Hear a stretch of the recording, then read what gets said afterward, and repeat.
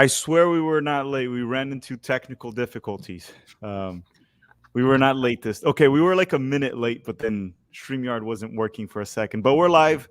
The United States is going to play Panama, Pete, an opponent that we always beat at home when we play with our best players. We have a very positive record against them.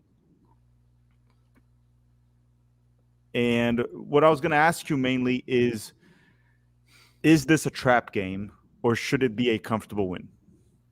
It should be a comfortable win, always. Like, it's Panama. We're at home. We have superior talent in every position, except maybe right wing back if you put Marino up versus Scally. But other than that, it shouldn't be a trap game, but trap games have nothing to do with talent. It's about focus, intensity, all these other things, tactics, showing up on the day, treating it like a serious game, which it is. It's like a knockout, like you said this morning. Yeah, and for anyone that just tuned in and didn't watch our pregame stream at 11 Yanks, we talked about how this is essentially an early knockout game. And some people seem to not really know how to think well. They might not have a fully functioning brain. And some people don't know how to read on Twitter. It's obviously not a knockout round game. We're not going to be eliminated today if we lose. We still have a second chance against Uruguay. What we meant is going to the Uruguay game, needing a win or a draw is not good for the United States. That's a better team. We're not known for pulling upsets. Let's make that clear under Berhalter. And Panama will play Bolivia, and you saw how abysmal Bolivia is. So what we were trying to say is today is a must win. Win, and we're in the quarterfinals. Don't win, and you go against Uruguay, depending on the result of this game, needing a win or a draw. And the chat can tell us right now, what are the odds of us beating Uruguay? Do you like those odds? I don't like those odds. I don't like it.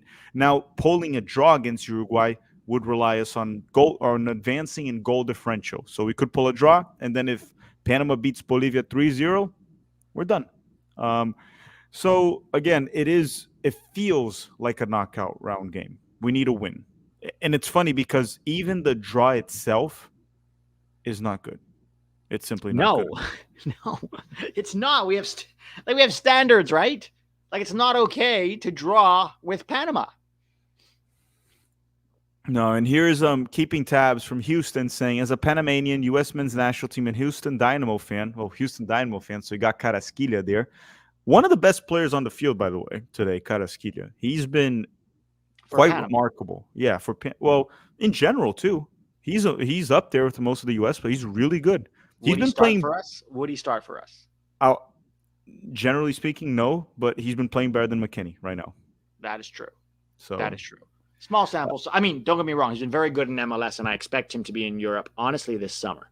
Like, I'd be very surprised if he's still in Houston in 2 months. Mm-hmm. Even though we say that every year, and he never leaves the Dynamo. And I know he can play in top leagues. Carrasquilla is fantastic. But he's at least good for the Eredivisie. At least, yeah. I think he could play for most La Liga teams that are not like top 5, 6, probably. Yeah. And then he says he's very biased with Coco. Coco is Carrasquilla, right? And then he said, where do you think his level is in terms of leagues outside of MLS rooting for USA?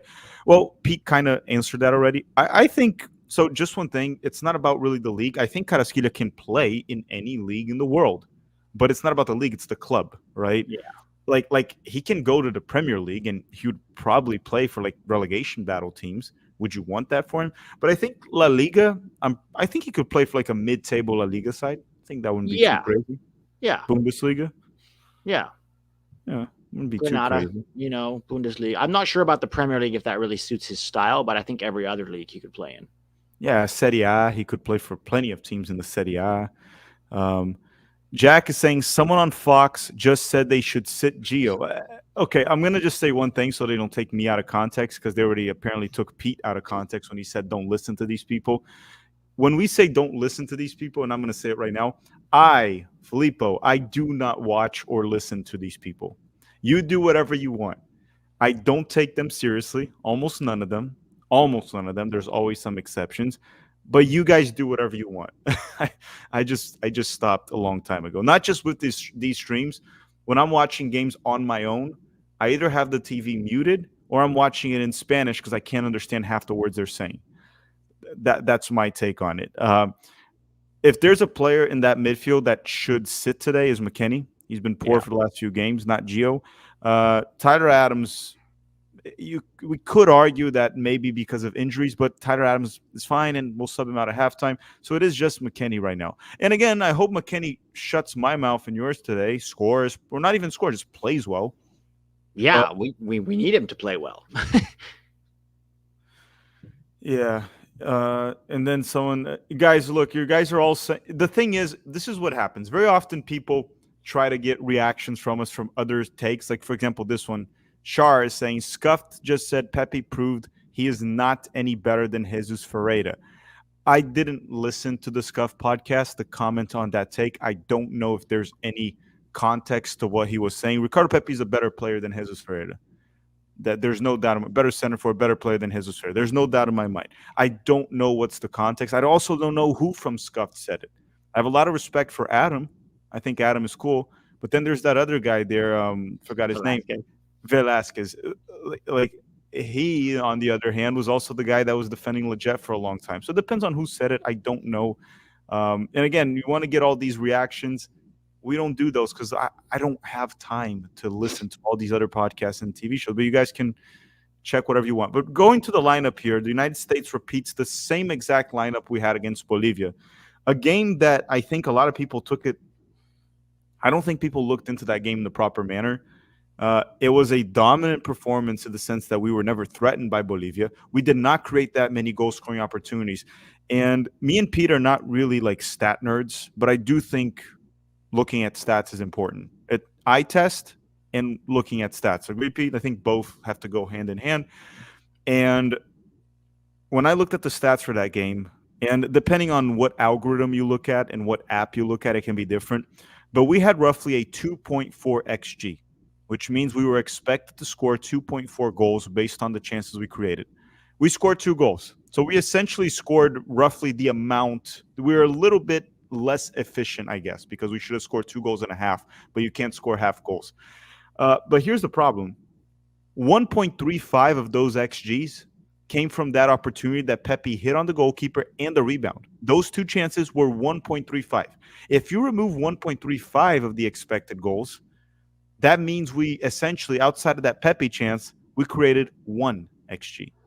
1. In what, 80 minutes, 75 minutes? Yeah. Against Bolivia, I'm sorry, that's not ultra dominant. That's like okay.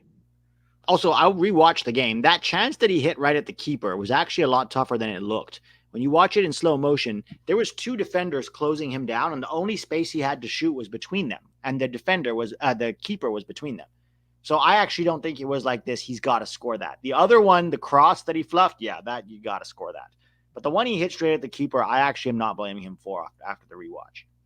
Yeah, if we're gonna talk defending Pep, but overall, what we are trying to say here is that we didn't create as many chances as many think we did.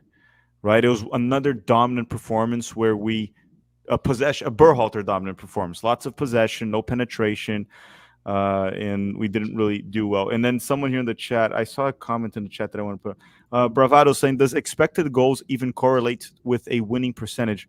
Well, usually teams that win most games at the end of the day, they get more expected goals. Usually, it's not always the case. There's exceptions. But overall, yes, because if your XG is higher, that means you created more goal-scoring opportunities.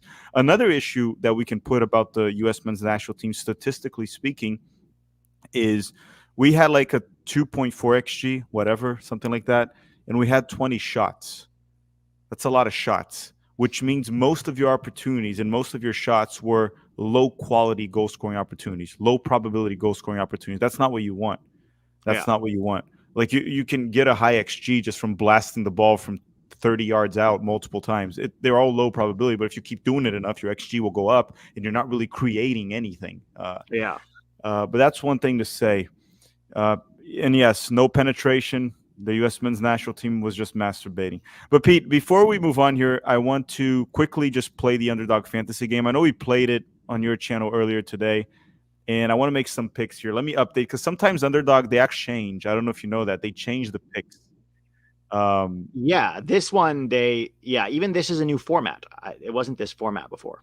So let's see here. Matt Turner, higher than 2 saves. No, I'm gonna skip on this. Yeah, it's possible, but not likely.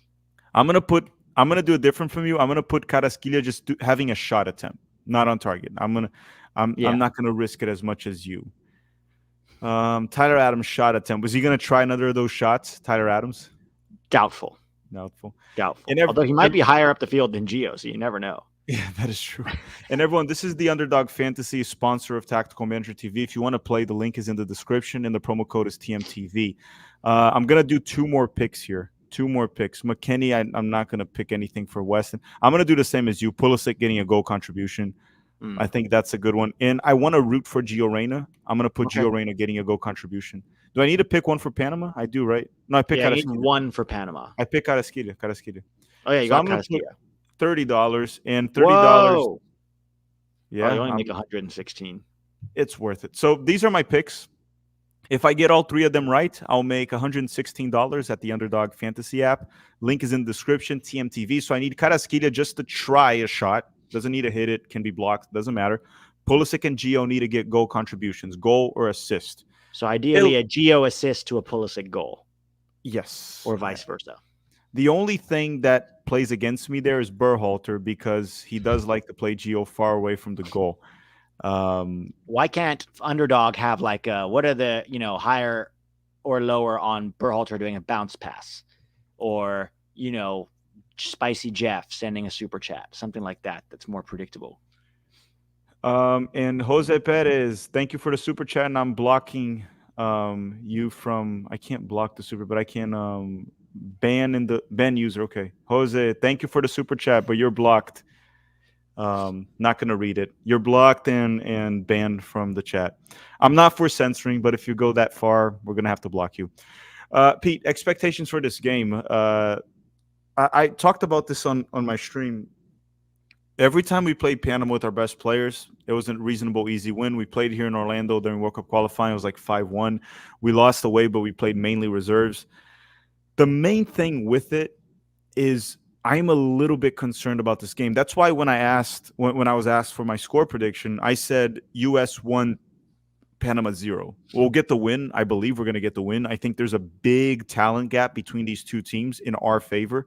You kind of talked about it. What's his name? Murilo. He is better than Scally would say, even though Murilo seems to be playing as a midfielder today. So he'll be attacking us. A bit of some changes for them, huh? Yeah, what it looks like to me is they're gonna do they're gonna play in transition. Yeah. So they have Murilo higher up. They have Murilo and Barcenas out wide. Those are 2 very fast players and skilled players. Yeah. So what they're gonna do, these 2 players are high up the field, which means when you get the ball, you strike them in transition. And Carrasquilla he's a really good player in transition. His through balls are excellent, Carrasquilla. Yes, and he can also dribble through the midfield. Guerrero didn't start against Uruguay, for example. So Christensen did make some changes here to Panama, and it's going to be interesting to see how they behave. He probably prepared a lot for this game because he knew this game was going to happen. Yep, they started Fajardo up top. Fajardo was there last time. It's Guerrero now. Interesting. So Rodriguez, their right midfielder that plays in Portugal, he got injured. So Murilo becomes a midfielder. Blackman becomes a right back or right wing back, probably a right back. And then Barcenas and Murilo will be out wide to hit the U.S. in transition. Martinez is probably their 6 that'll stay deeper. Martinez that doesn't really have a team nowadays. He's unemployed. And then Guerrero up top. It's interesting why he benched Fajardo. Didn't he miss that chance against Uruguay? He did, but that we just bench players after that. I don't know. And they're saying, and Dob is saying, I noticed they bench Fajardo, serves him right. That bump cost him the result versus Uruguay. He blew the easiest shit in front of the goal. Maybe it's that. Sometimes coaches are a bit more patient. Berhalter is extremely patient. I don't really know, but are you concerned about this game, or do you think it'll be an easy win? I'm concerned only because we're such a Jekyll and Hyde team. Like, we don't know what this team is going to look like, right? In terms of Panama themselves, we generally get the job done when we have our A team there, and especially when we're at home. But this team has not earned the right for us to be confident always. They haven't earned that. And like we've talked about, recent games against teams we should have beat comfortably at home, Jamaica and Trinidad and Tobago, for example, were not that. So it's easy to go, I think we'll do. I mean, I have a good feeling about this game, but that's the fan in me. The fan in me is excited. The fan in me is like, yeah, we're going to blow them out of the water. The analyst in me is like, there's a lot of evidence that says this might be scrappy and forced. So we'll see. Hopefully it's the former. And everyone, if you could kindly hit the like button in this video, try to get this. Let's do this. Listen, because someone just sent me this now on Twitter. Apparently, Fox Soccer is doing a stream, and they have less people than us here with all their production money and highlights. That's hilarious. Yes. I gotta see Fox Soccer. We're beating Fox. We're getting better ratings than Fox on YouTube, which is crazy. And the best way you can help us get higher ratings than Fox is getting those likes up to 1,000 or 800 or whatever we can get here. It's actually kind of crazy. I can put it on screen if you all want. It is completely nuts that these two idiots here on YouTube with a budget of $25 maybe a month have higher ratings than Fox. Oh, that's hilarious. Oh, it's Jimmy's on Fox. Jimmy goes between CBS and Fox now, huh? Yeah, he's all over the place. But this is actually crazy that we have a higher rating than Fox's YouTube channel. So get those likes up. And just one thing to make it clear to everyone, thank you very much, because this is all thanks to you guys, and we truly appreciate it. Otherwise, we would be losing to Fox, which would be just such a shame. And Burger King, not the real Burger King, but Burger King says, can we give BJ a ton of credit for picking a B team for the Gold Cup and letting Mexico win so they can keep Jimmy Lozano, thus ruining Mexican further? Look, we appreciate everything BJ Callahan has done for the U.S. men's national team, but I think Mexico's issues are far deeper than a coach. They could get whatever coach they want, and sure, there could be improvements if you get the right coach, but the main thing with it is I think they have a talent problem right now. Coaching matters, and if they get a good coach, they will improve, but the players are just ass. Did you missed penalty kick? Santi Jimenez is so bad. First touch, finishing, can't do anything. It's a player's problem. So yeah, they can improve, but Mexico has far deeper problems than. Can you imagine Mourinho coaching Mexico? Oh my God, it would drive him nuts. Drive him nuts.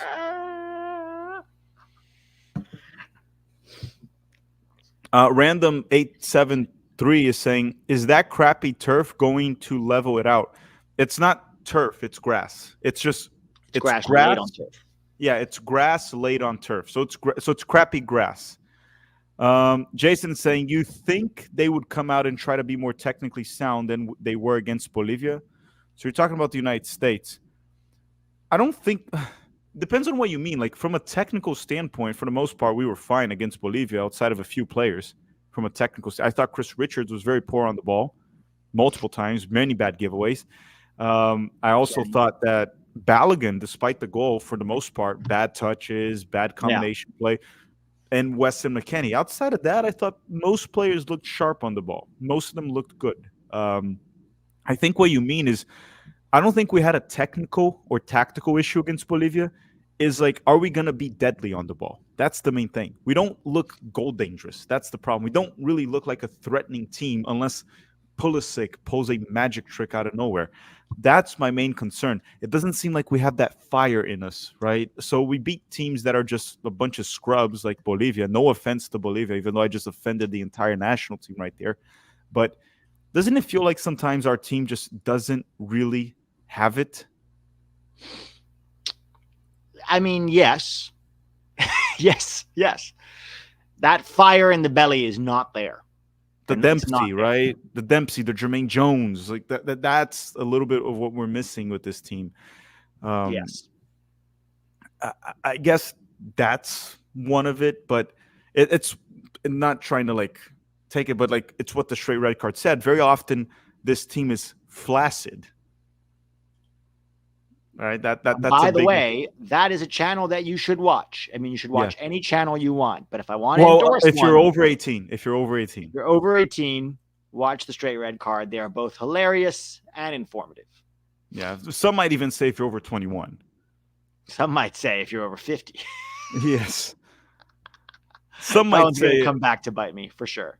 yes. And Derek's going to be like, and I heard that Pete said only senior citizens are allowed to watch the channel.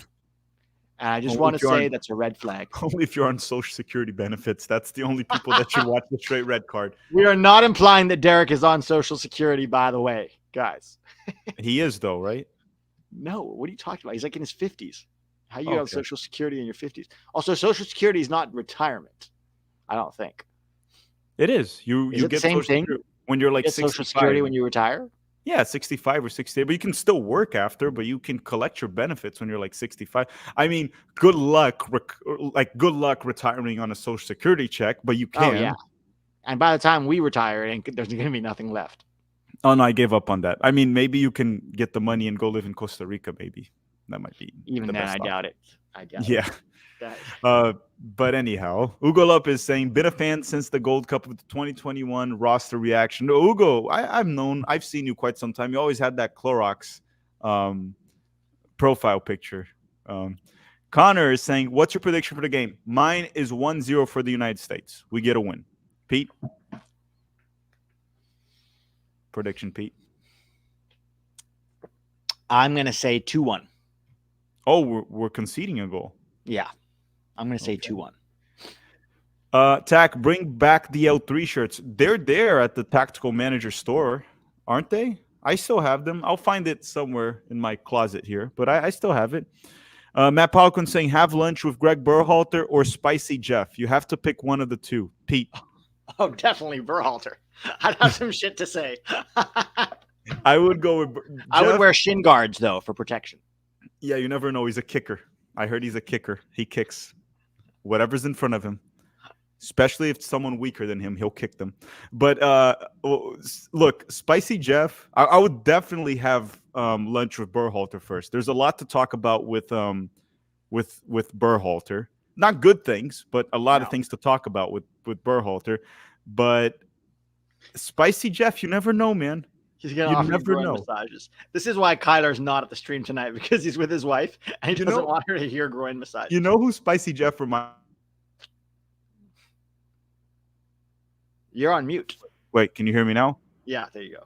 Let me see. Yeah, should be good. I said, have you ever watched the movie called Eurotrip? Yes. Yeah, so if anyone watched this movie, great movie. You should watch it, Eurotrip. It's old, it's kind of corny at times, but it's really funny. And then there's this moment where they're in a train in Europe and it goes through a tunnel. And then there's like a gay Frenchman, I think, that goes into their booth or whatever, like that they're in the train. And it's just the Miscusi guy. That reminds me of Spicy Jeff. You go into the tunnel and he's just like with no pants on massaging you.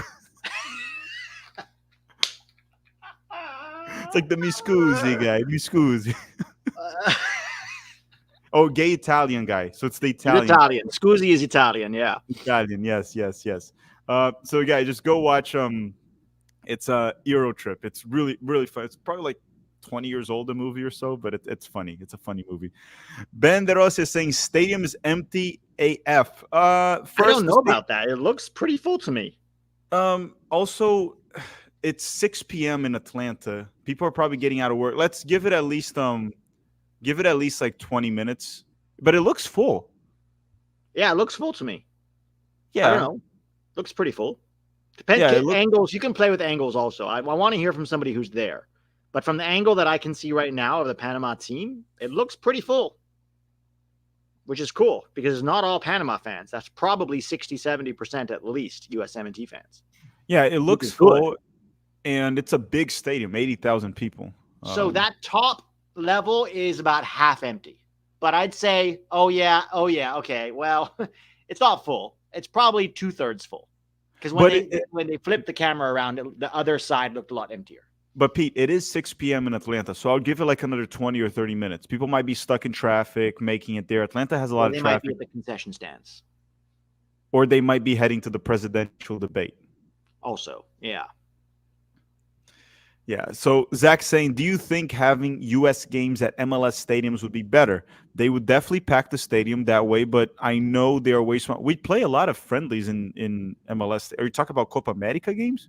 Because we play a lot. We're literally playing in Austin again. We played in Austin last year for Nations League. We play a lot of Yeah. games, and we played in the Cincinnati stadium before too, the TQL, whatever. Which, by the way, I tweeted this in the morning. I'm going to say it again. Welcome to all the Patriots here, and we also welcome the fake Patriots from Cincinnati too. Not all citizens of Cincinnati are fake Patriots, but some of the FC Cincinnati fans, they are fake Patriots. They really are. They don't care about the national team. They just care about their fake MLS franchise right there. Well, not fake. It's a real franchise, fake club, real franchise. So, but still, they're all welcome here as well.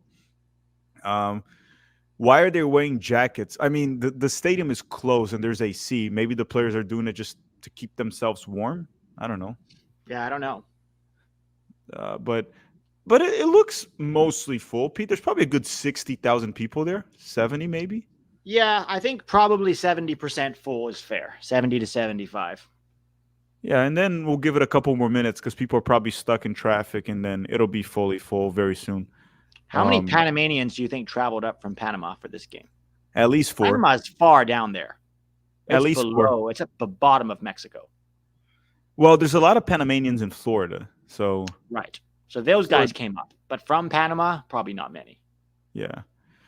Oh no! Look at the ref. It's that guy. He cheats for Mexico every time. Yes. Hold on, let me get more. Isn't he Mexican? I don't know. Is he Mexican? I think he is. I don't know. Let me get more coffee. Hold on. You get more coffee. I will look him up. All right, who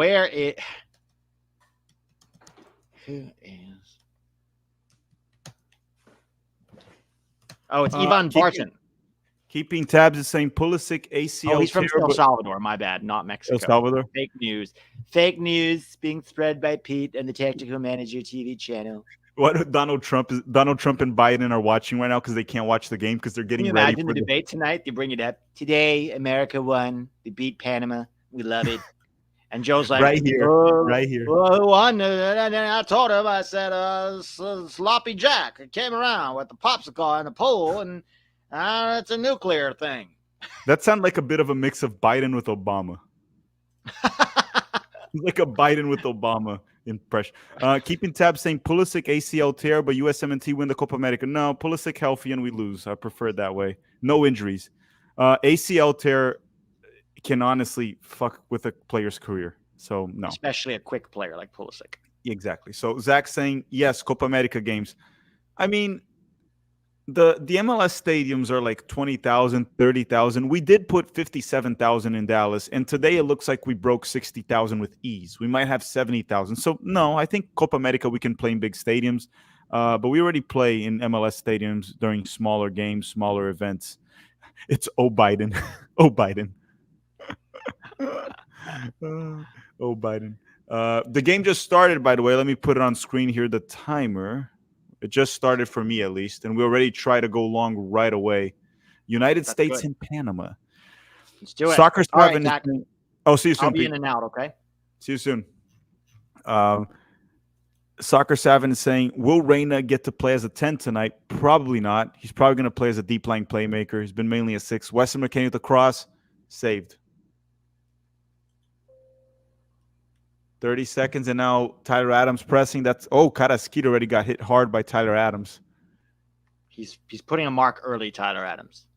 Yeah, that's okay. Just don't get a card early, but already intimidate Carrasquilla, their best player. Let's see. Yeah, he clipped him a little bit right there. That might have hurt a little bit. That probably hurt. I guess that's okay because it's early in the game. But normally you'd probably get a yellow for that. By the way, I'm at minute 1 and 10 seconds, 1 and 11 seconds, and here comes Panama. Okay, and the cross goes in, cleared. What is going on? Oh my God! Panama almost scored off a bicycle kick. Who is that? Barcenas? Why is there an American in the stands clapping when Barcenas hit a bicycle kick? You don't applaud the opponent. Even if the opponent does something cool or something amazing, you do not applaud them. You don't applaud them. It doesn't make sense. And by the way, if anyone wants to join our Patreon, link is in the description of this video, and also it's pinned in the chat if you want to join our Patreon.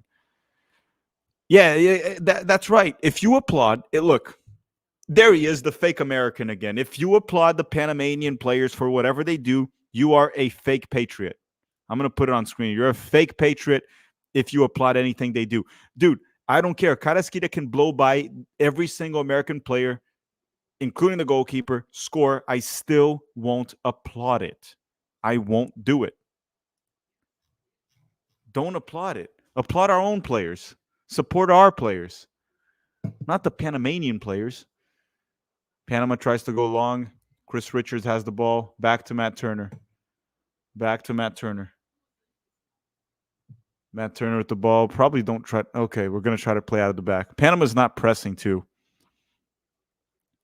They're just letting our back line have it. Tim Ream, Chris Richards. 2 minutes and 45 seconds. That's where I'm at. 46, 47, 48, 49, 50. Richards tries to go long, finding A-Rob, and that'll be cleared by Panama.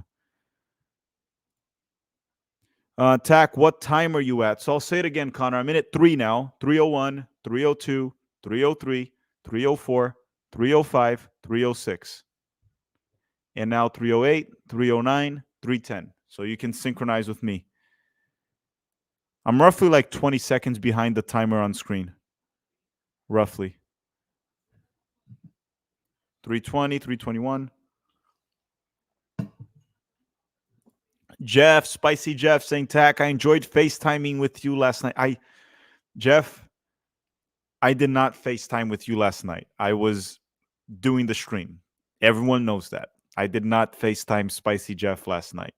I can legitimately deny those rumors. I can even show everyone my phone that I did not FaceTime Spicy Jeff. Okay, Ream tries to go long again. Cleared.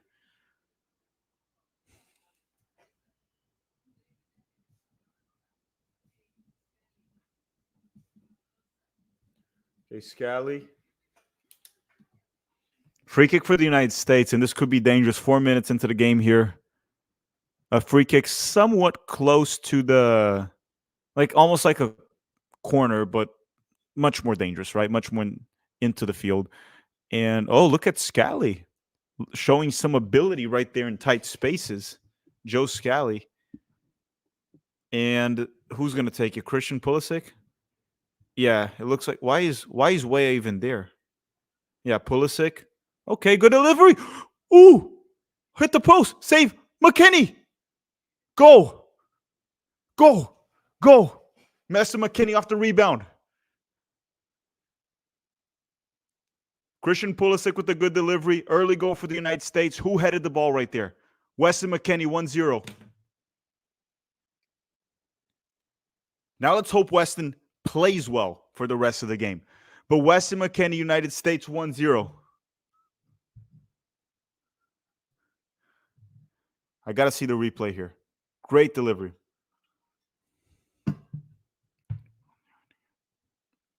$1-0 for the good guys. So it was Richards, I believe, that headed the ball. Richards headed the ball. And then Ream assisted Weston McKennie.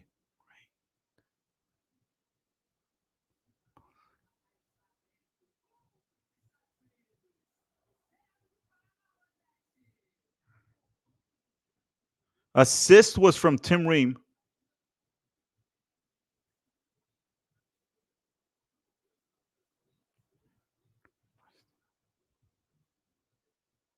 $1-0 for the U.S. men's national team.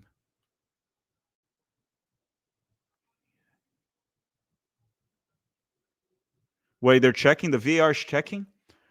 What is the VAR checking? Wait. What are they checking? Oh, Tim Ream was off. They might actually call off the goal. Because Tim Ream assisted. When Richards headed the ball, Ream was off. They're still checking, though. Hold on. They're still checking.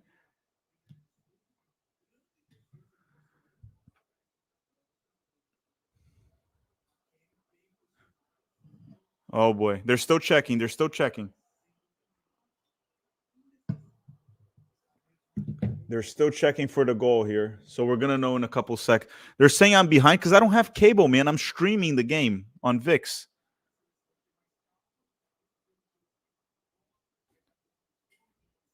I can refresh here and try to see if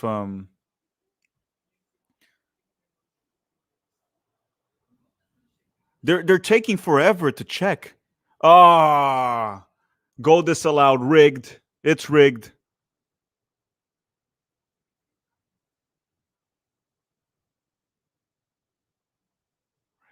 Rigged. Nah, they disallowed the goal. Why are the Americans clapping? What is wrong with these fans?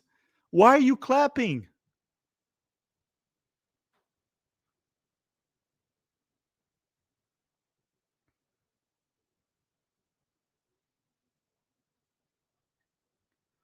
Okay, the goal is disallowed.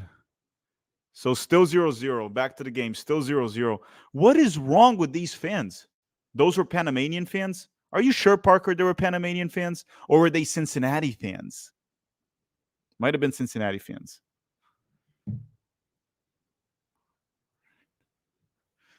Okay, look, I couldn't see here in the game what the heck would happen. Why did they disallow the goal? Was it a handball? Was it the offsides from Tim Ream? What the hell happened?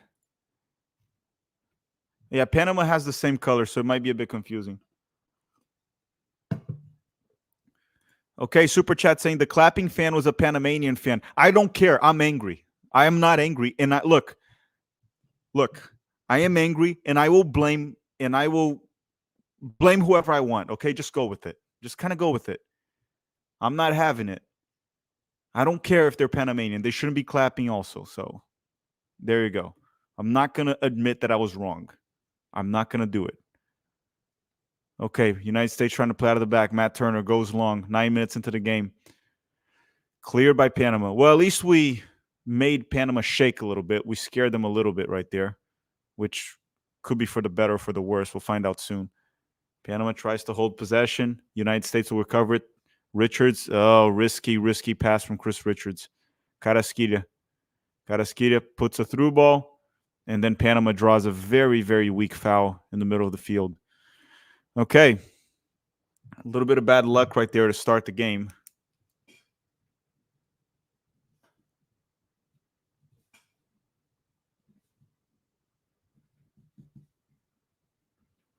One thing that's important to point out is that the United States, the past two games, we started with some good intensity. Usually we start very poorly. Most of the games, we start very poorly. But we started very sharp against Bolivia, started sharp today, scored. Unfortunately, the goal didn't stand. But it is what it is. It is what it is. And everyone, make sure to get those likes up. Don't forget to get those likes up. Still 0-0 here, United States and Panama. We're about to hit minute 11 here. Okay, bad pass. Chris Richards. Oh, Richards, what are you doing? My goodness, what is going on with Chris Richards? What is going on? Good thing Matt Turner was pretty alert right there, because that was a horrible back pass from Chris Richards, pretty much putting the Panamanian almost in a one-on-one situation with Matt Turner. Okay. Throw in for the United States, 11 minutes. Carrasquilla. Good press from the U.S. Forces Panama to just blast the ball. Oh, somehow it stayed in. And here comes Panama down the left.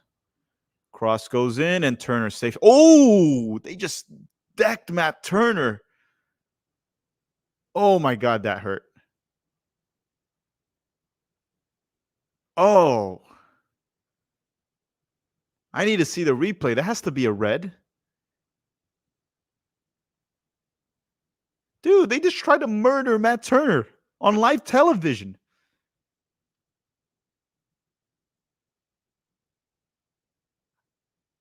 What just happened? And Turner's down. That was a pretty freaking hard hit. Let's see.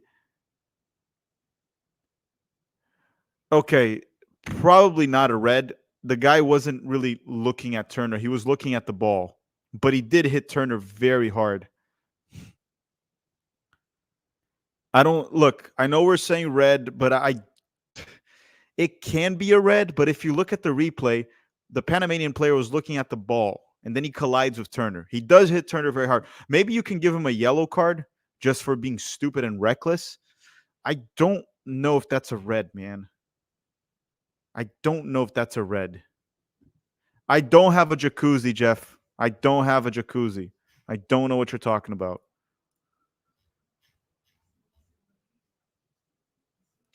Yeah, I'm looking at the replay now. Reem was offsides. And he got the assist for the goal that the U.S. scored that was disallowed.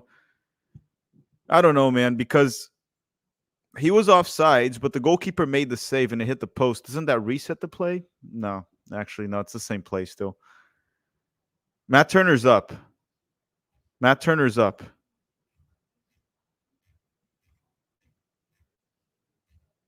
Maybe they'll call the VAR, but I the thing is, looking at it, I don't think that's a red card. You can maybe give him a yellow.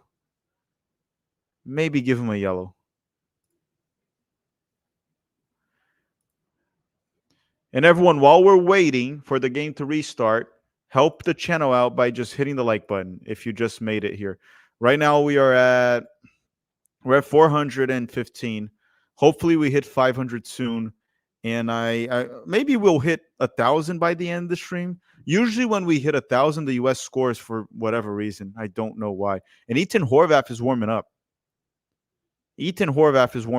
Turner might not stay. Which really sucks. Well, he's walking around. Where are we watching the game? The game is on Fox. Or you can just get VIX.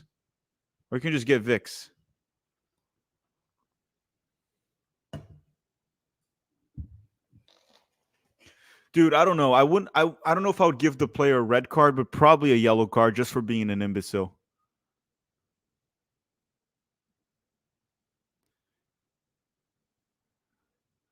I would give the Panamanian player a yellow card just for being an imbecile.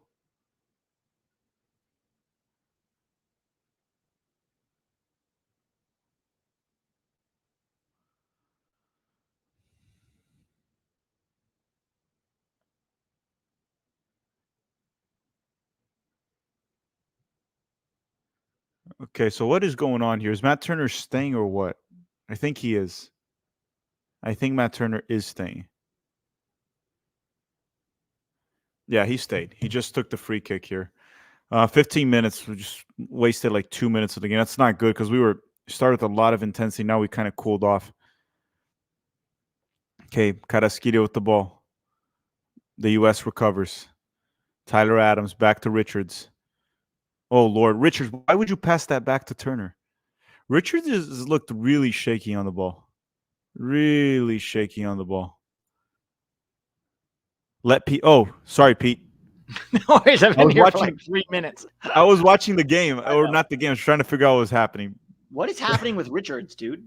He looks so really shaky on the ball. Again. Almost really gave him a goal. I know. Very shaky, dude. Almost casual. We got to up the intensity again. We started so well, and then after that goal got disallowed, we just dropped our intensity. I mean, I know that the injuries and the stoppages don't. What now? Oh, my God. Who fouled who? It was Weah, right? Weah's on a yellow. Ah, fuck. So now Weah and McKennie are both on yellows. Yeah, but this ref just kind of hates us, doesn't he? So the other guy who fouls Turner doesn't get a yellow, but Weah does? Yeah, this ref just hates the U.S. men's national team. This guy's always shit for us. Always. Oh, well, Weah did put his hand on his head. He pushed his head. Yeah, but shouldn't the Panamanian player that hit Turner, I thought he should have gotten a yellow. I thought it was a bit reckless of him, and he put Turner in actual danger. Yes. Not a red, because you could see that he was looking at the ball, but it's a yellow just for being reckless. It's reckless endangerment. That's a yellow card. Honestly, Weah's kind of lucky that wasn't more than a yellow. when you watch it again. Oh, crap. They're calling the VAR. Oh, if he gets sent off, I swear to God. Hold on. Oh, he does throw a bit of like an attempt of, that'll be a soft red. Wait, what's going on? Yeah, dude, that's a red card. That's a red card. But he Fuck, didn't we're give down to 10. Oh shoot, he gave Weah a red? What the Oh fuck my was Weah doing? Why?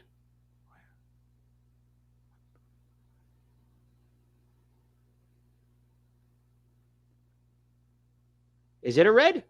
Yes, he gave a red. Bro, what the fuck, Weah?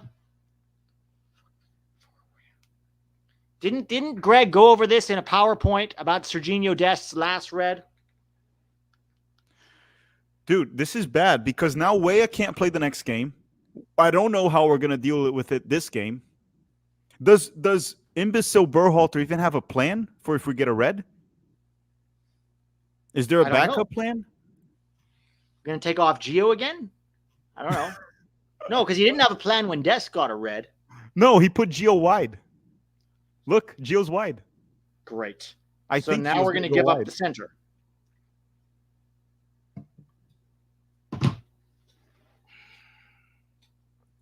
Why did Weah do that? Yeah, that's so stupid. For no reason, and so early on in the game, like did they just get, what did he say? Did the guy say something to him? But even if he did, I mean, you can't do that. Yeah, like, they're saying you criticize Weah like you did Dest. Well, it's the same thing. It was, Dest was a bit more childish, but it was really stupid of Weah. Yeah. We don't have to bash the guy for 2 hours, but again, it was moronic. The question is criticizing him. That was completely moronic. But here's the thing, though. Things like this can happen in a game, a red card. You need to have an immediate plan. You need to react to it quickly. It can happen to any team. You need to react to it quickly. And I hope the team, the players, the coaching staff, there was a plan for like, hey, if this happens, because it happened before against Trinidad, what's the plan? What do we do? And going for a draw is not good enough. Gio wide. I mean, we still have to win this game. I'm sorry. You still have to win it because we can't go to Uruguay needing a result. Without one of our best wingers in this case. Yeah, and Weston on a yellow. Wait, Weston, if he gets a yellow today, he's suspended. We'll miss Uruguay. So Weston can't get a yellow. And a half-fit Tyler Adams. Yeah. It's not good. Oh, boy. Shit, man. That was so dumb. Well, I'm here's so the mad thing. at Weah, dude. This is the perfect time for this team to prove that they can deal with adversity. This is an adversity. Yeah. You're still playing at home. You're still a better team, but you're playing man down. Figure it out. Grind out a result. Pull a heroic win. This is the opportunity to do so. Scally. Well, because I'll tell you one thing. We already said that. Let's just assume that we can still win this game. We can. We absolutely can. Let's go. Come on. Because then at least we're qualified. So missing Uruguay, it's not great, but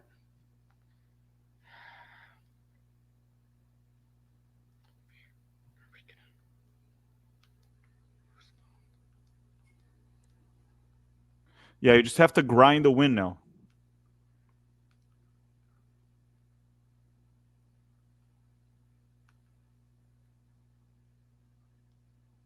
But that's both of these reds from Dest and Weah in the last year were just stupid reds. It wasn't like a bad tackle, right? Yeah, it wasn't like a tackle that you mistimed it or you're trying to stop a counter attack. It was just pure petulance. Pure petulance. In a game that wasn't even like physical or anything. It wasn't like a heated game. Neither of those games were. Trinidad or this one. Just have to figure it out.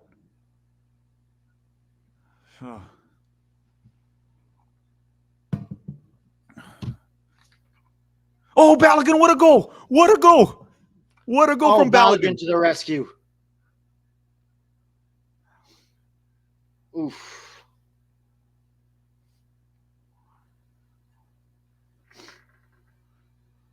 Our most talented 9. Oh! Fowler and Balogun are number 1. Let's fucking go. Let's fucking go, Balogun. What a strike. That's 2 golazzos in 2 games. Dude, that's what we keep saying. There's no other 9 from the United States that's capable of pulling these moves, even if he's having a bad game. Yeah. What a fucking banger. Oh, hell yeah. Let's go. Oh. Why is Greg protesting? He's angry that we scored. What? What a banger, Balo. What a banger. With his left foot, too. And kind of from the same spot he scored against Bolivia.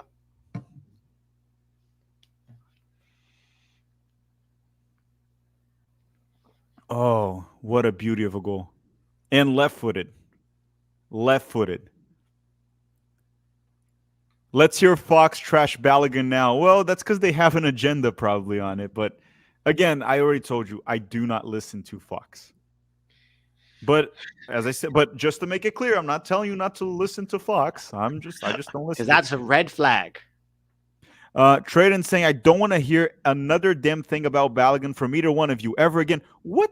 Cole, We've been defending him. Wait. Cole. I treat everyone that sends super chats very nicely. But the super chat you sent right now is pretty stupid. I'm sorry. Like, literally, I got called every week. I kept being called like, you're glazing for Balogun. You're a Balogun show. You're this and that.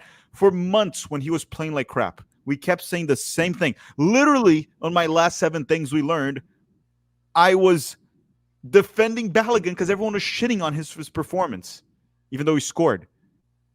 Cole, I don't know what channel you've been watching. You might be confusing me with like Max Bretos or someone else. It's not me.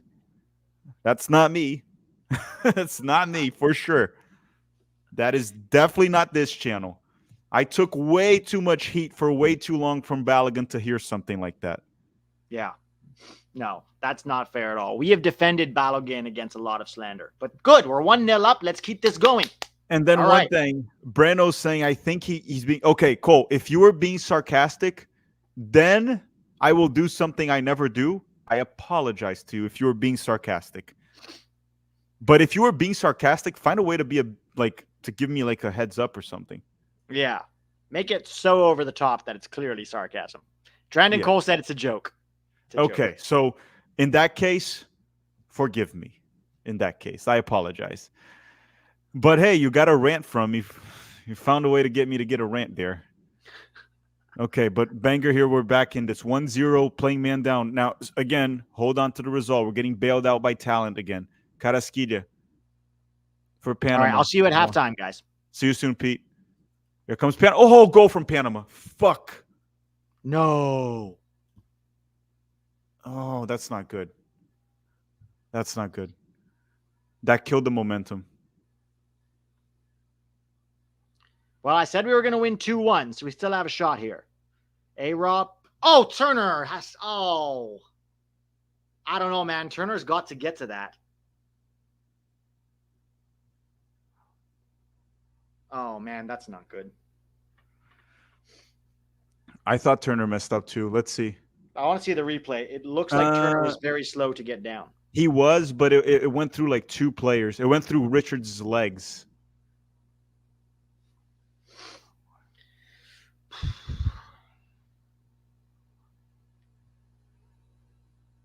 This game is kind of chaotic. Yeah, it's not really on Turner. It deflected off Richards' leg. That's why. Yeah, it's not on Turner. No, I think he did his best there. That's just... A-Rob honestly should have won that first duel, but it's a bit chaotic defending as a group. I'll say that. It's not like one guy's at fault. It's kind of chaotic defending as a group. And that kind of kills off the momentum. JU is saying, is a direct red still a 2-game suspension? One. I can check that for you. Actually, I can check. Sometimes it's 2 in the Premier League, sometimes it's 3. But I'll tell you right now.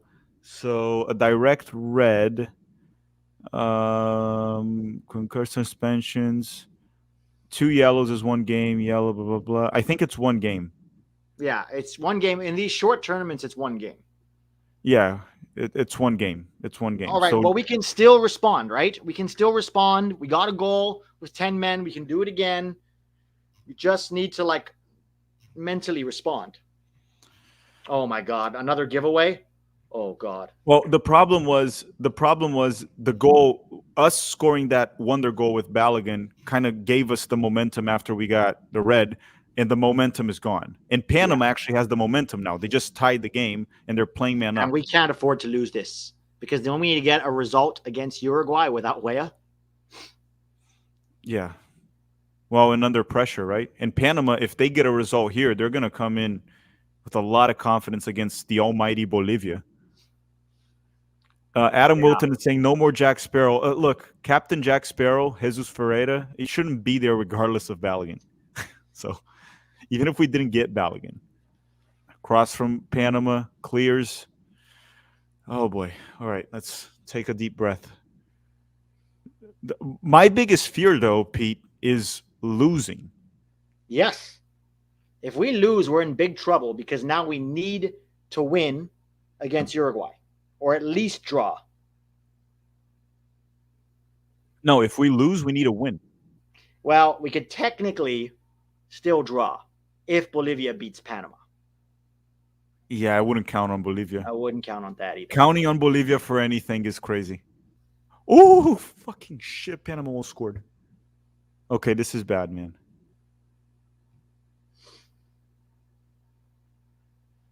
Oh, my God. What is this defending? We look so clueless right now. Yeah, we look completely overrun. Oh, shit. Dude, it's going to reach a point where he should probably just take out, like, McKennie and put, like, Johnny and just bunker with Tyler and Johnny. The problem is Tyler can't go the full 90. No, so you're going to have to pull Tyler. We're also going to lose Tyler, and this is literally a game that you need Tyler Adams the whole game. Dude, does Greg have a plan B right now? Does he? He doesn't have a plan A, Pete. The dude is an imbecile. Do you really think he has a plan? This is wild to me. Like, getting a red card can happen. Cross goes in turn. It can happen to get a red card. You need to have a plan. I understand Weah's mistake is not on Greg, just to make that clear. But not having a plan, what is the plan? We look lost right now. Yeah. We look completely terrified and clueless. Oh, Jesus. All right, I'll see you guys at halftime.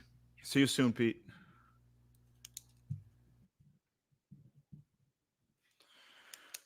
Okay. And you know what's crazy? The lack of scoring goals against Bolivia could come back to bite us. It could come back to bite us. Because it could come down to goal differential if we lose to Uruguay. Oh, boy. Oh, boy. Carrasquilla down the middle for Panama. Panama's enjoying themselves a little bit too much. A little bit too much right now.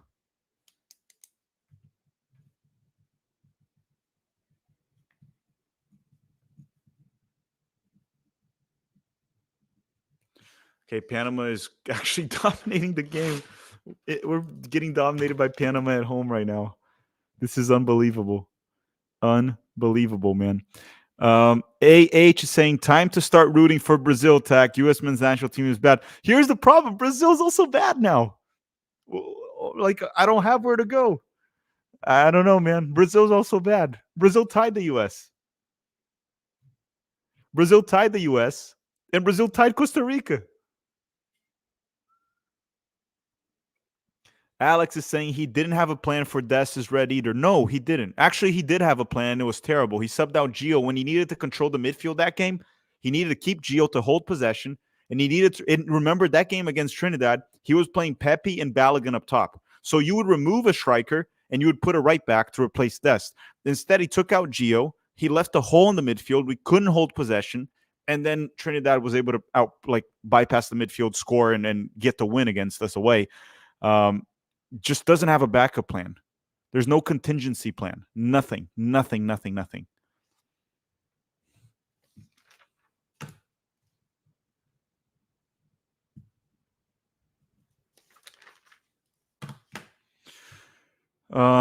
And then Andrew said, my buddy at the game said that Weah hit off the ball and said something to him. Weah reacted, so I'm sure he said the no word. Not sure any camera caught it. Weah put the team in a bad spot. Yeah, that's the thing is that's all like speculation. We don't know what the guy said to Weah. I don't want to speculate on that. We don't know what happened. Weah will probably comment on it at some point, I am assuming. And then when we have that information out, we'll talk about it. But we don't know. Thank you for the super chat, Andrew. Thank you. And Alexander saying we need Shaq Morin. We 100% do not need Shaq Morin. Unless he's giving our players... Oh, what happened? Wait. What happened? Anthony Robinson just got a yellow. Robinson got a yellow. What is going on? So Martinez had the ball. Is that really a yellow? Let me see. What did A-Rob do? Nah. He was going for the ball and he barely hit the guy. That's not a yellow. That was so stupid. That is not a yellow.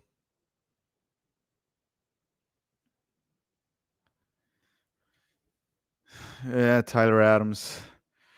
David is saying they need to hit Balogun early on the counter.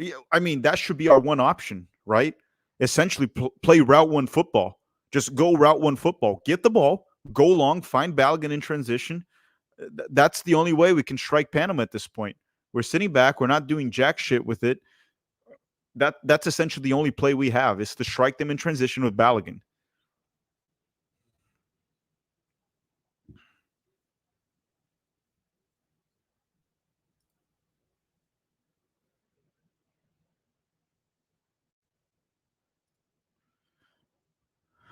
Okay.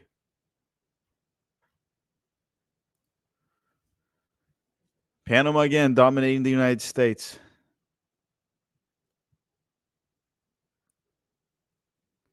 Carrasquilla. Carrasquilla is bossing around the midfield though so far.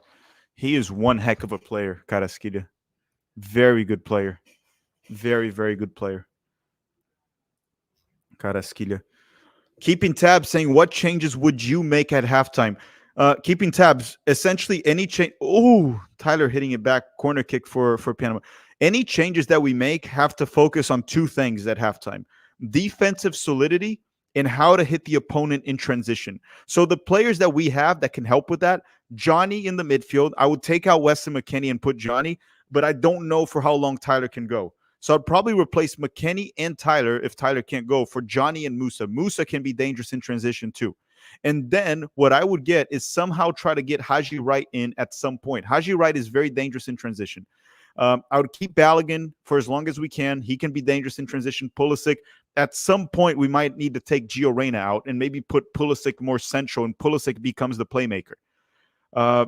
That's what I would focus on. Defensive solidity and whoever can play in transition. Out of the forwards, Haji Wright is really dangerous in transition, just like Balogun. Not as good as Balogun, but very dangerous. And then defensive solidity, Johnny would be the one for the midfield. Those would be the big changes I'll look for. But we'll talk about that more at halftime. It is a bit worrisome of everything that's happening right now. It is very worrisome. They're saying take Gio out or what? Well, desperate time, desperate measures. You're going to have to make hard decisions right now. We're not going to be able to play pretty. We're not going to be able to play pretty. And Gio's too far away from the goal. Gio Reyna is not going to be effective this way. Either you push Gio higher up the field or that's it. But McKennie has to be subbed out. He's one of the players that has to be subbed out for Musa or Johnny. The question is, how long can Tyler play for? How many minutes can Tyler play? Gio Reyna to Balogun. Balogun down the right, but there's literally no one with him. Okay, good job from Balogun drawing a foul. Good job from Balogun drawing a foul.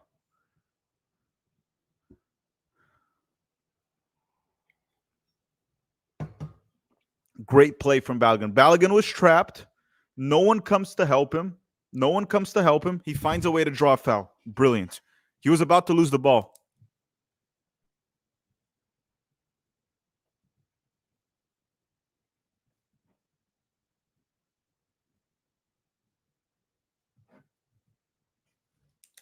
I swear, man. Okay, this could be it. Christian Pulisic. Last time that was how we scored the first goal. That was disallowed. Christian Pulisic, essentially a corner. Ball goes in. Ooh, McKennie. If McKennie was like 5 pounds lighter, he would have scored that. 5 pounds lighter, and I swear McKennie would have scored that.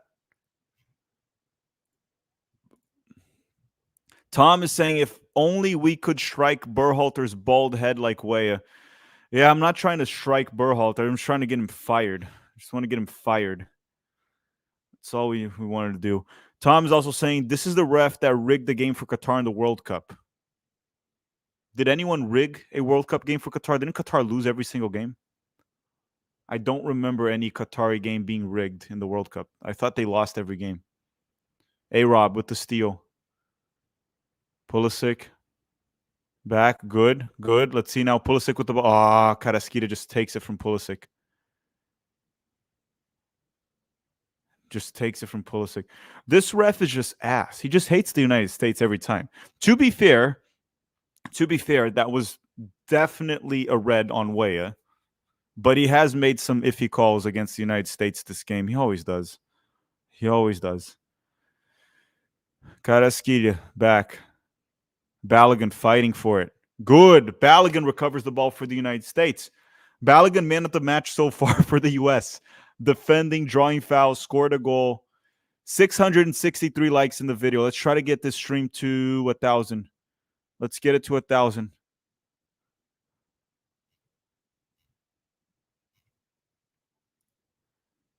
Okay. Balogun again. Balogun drawing the foul. Good job. At least Balogun has some fire in him.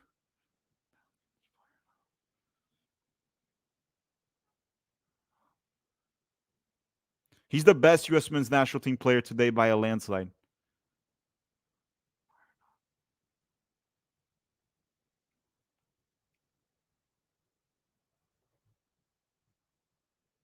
Oh. You see, the players need to have this spirit that Balogun has right now. That's what I'm talking about. And they're saying penalty kick. Was Pulisic held? I don't know.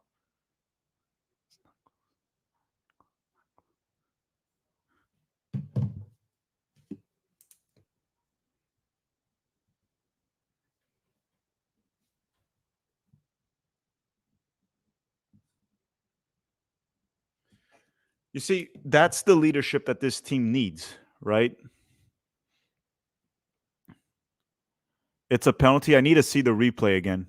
Murillo with the ball. Here comes Panama. 40 minutes here in the first half. 1-1, United States and Panama. Panama still with the ball. Panama controlling possession. As expected, playing man up.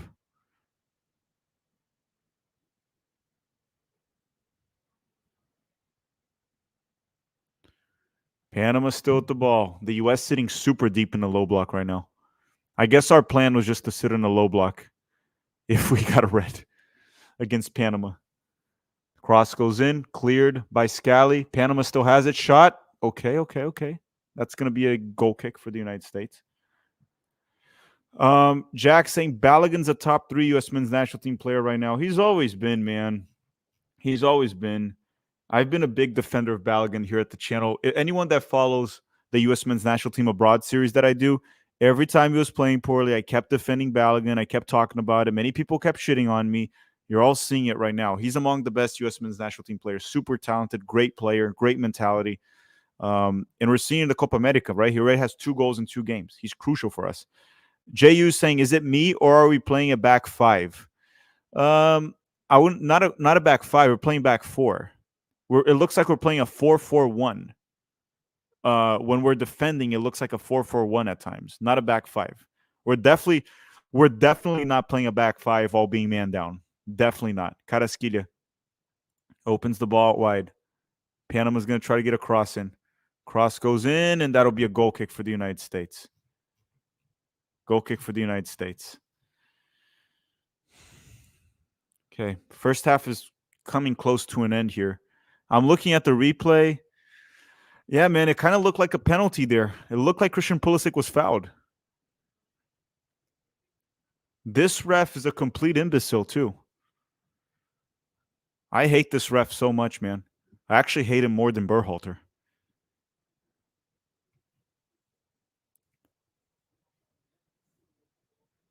Yeah, what's kind of weird about that play? What's kind of weird about that play is that the VAR didn't even call the ref to look at it. That is bizarre to me. Sure, maybe the ref looks at it and he's a complete idiot and he's like, that's not a penalty kick. But why would the VAR not even call the ref? It's like, hey, you might want to give a look at it at least because it might be a penalty kick. Give it a look. Blake Carter, thank you for the super chat, Blake. Thank you very much for supporting the channel. And here comes Panama again. Carrasquilla, 43 minutes in possession in the final third, down the left flank now. Not Carrasquilla anymore. That was Davies. Panama holding possession, moving the ball one way and another. Ball goes in. Tyler Adams pressing, but Carrasquilla is such a good player. Carrasquilla is such a good player. Here comes Panama. Ball goes long. That was close. Was that their center forward or was that Davies? Long ball from Panama. He was not off. He tried to cross it in, but no one was there. If he just strike that on goal, that would have been dangerous. Very dangerous play. Oh, boy. I hate this ref so much. Yeah, I don't know. The thing with this ref, too, is there's a lot of U.S. men's national team games that this ref is the one that they choose. They always pick this imbecile. Long ball. Panama wins the header. Oh, they just checked Joe Scally.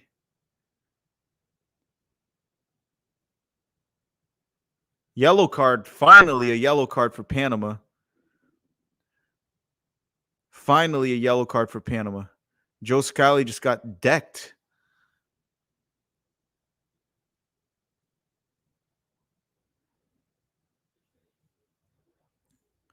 Yeah, well, guys, that's not a red. The Panamanian player hit Joe Scally. That's definitely not a red. It's a yellow. It's not a red. Come on. Okay, United States with the ball. And Scally just goes long to Balogun. That'll be a throw-in for the United States. Throw-in for the United States.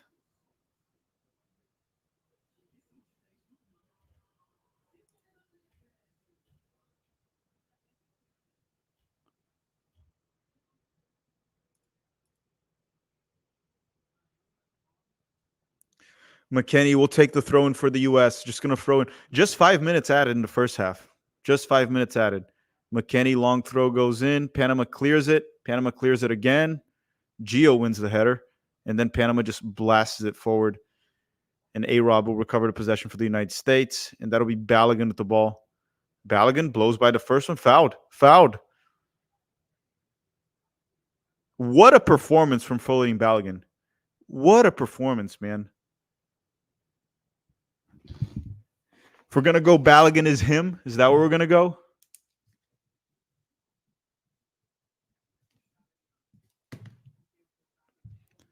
Balogun is carrying the United States right now in this game.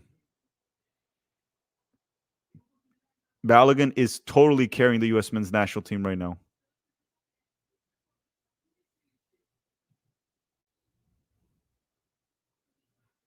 Pulisic will take the free kick here for the United States. 46 minutes. We got another 4 minutes to go here with added time. Christian Pulisic. Pulisic. Cross goes in. Cleared by the Panamanian defense. Anthony Robinson, bad pass from Robinson, and Carrasquilla gets it. This could be Panama in transition now. The good thing is Panama doesn't really have the quality to consistently punish the United States. If we were playing Uruguay today, we would be in big trouble, man.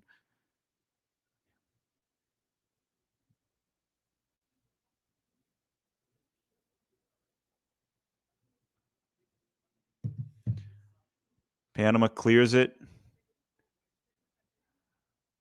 Oh, boy, this is one chaotic game right now. Tyler Adams wins the head. Just put the fucking ball on the grass.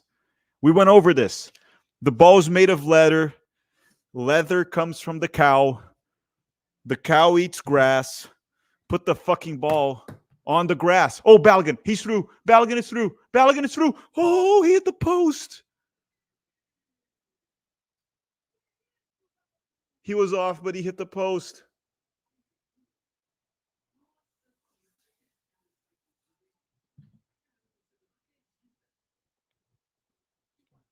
Oh, he was a little bit off, but good first touch.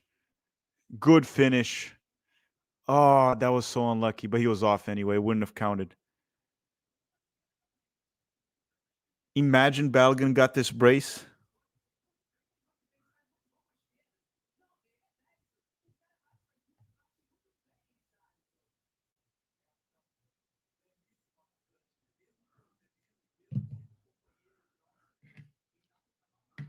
Okay, Panama now in possession. Oh, Balogun. Sorry, guys. Almost had a mini heart attack here. Balogun versus the world. DK57 is saying this game is peak CONCACAF already. Oh, this game has been a shit show. It's been insane. It's only going to get worse in the second half, though. It's going to get worse. And I'm here for it. I'm ready for it. We're all ready for it. We're going to suffer the agonizing pain of going through this game together. And guess what? We're going to enjoy it. We're going to enjoy every second of it. Davies. Forward. Baracenas. Oh, Baracenas. That was embarrassing. That was terrible. You just looked like tactical manager on the field. That was terrible, terrible, terrible. Who put that ball to Balogun? Was it Gio? That long ball to Balogun? Oh, no, that was Weah's punch.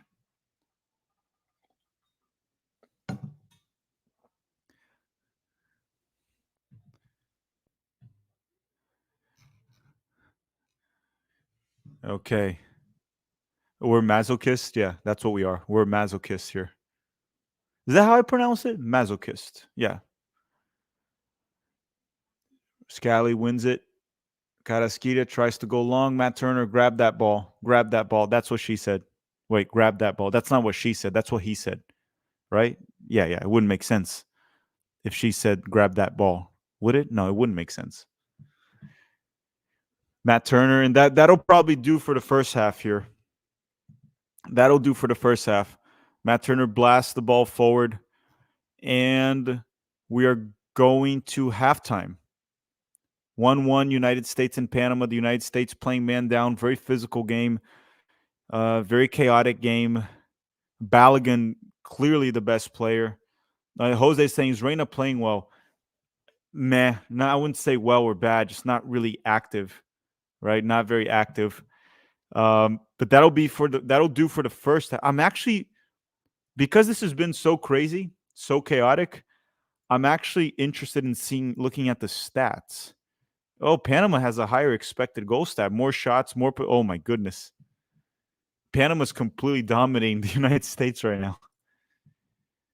Oh, they haven't really created much. When Pete's here, so we can talk about changes we need to see here for the second half, because it's panic mode. Things are not going well. The result is terrible, and it can get worse. What I was saying, Pete, the changes I would make for the second half, which I think they have to be made as soon as possible, it's essentially focused on two things: defensive solidity. You have to be solid back there, and how to hit them in transition. That's it. Yeah, I want to hear because I have an idea too, but I want to hear yours so first. McKennie out right now for me. Yep. McKennie, and I'm assuming Tyler Adams can't play. If not, I would keep him. But let's assume Tyler has to go because of the minute restriction. So Musa and Johnny would be the two guys I would put on right there. Okay. Johnny for the solidity, and because Musa can strike in transition. And I wouldn't really replace anyone, but at some point, I would consider Haji Wright for Pulisic or Gio at some point to hit them in transition. Hang on. So you want Tyler and Weston out, replaced by Musa and Johnny? Yes. Okay. So what I would do is, for now, I would actually take out Weston. I would move Gio back to the middle for 2 reasons. He's doing a lot of defensive work, so I'm not worried about that. I'm worried about in transition. There's nobody that can slide that ball through for Balogun. Although, credit to Joe Scally, that was an amazing deep cross. Then I would bring on actually Sargent to play on the right wing. I don't know how fit he is. If he's fit, Sargent. If not, Haji. Because I think defensively, Sargent can do a job and also contribute to the attack. But we have to play defensive and we have to hit them in transition. And I think the best person to do that is Gio sliding Balogun through. So that's what I would do for now. And then around 60th, I would replace Tyler with Johnny. So you try to hold Tyler a bit longer. I would bring Musa at the right wing. That's another possibility too.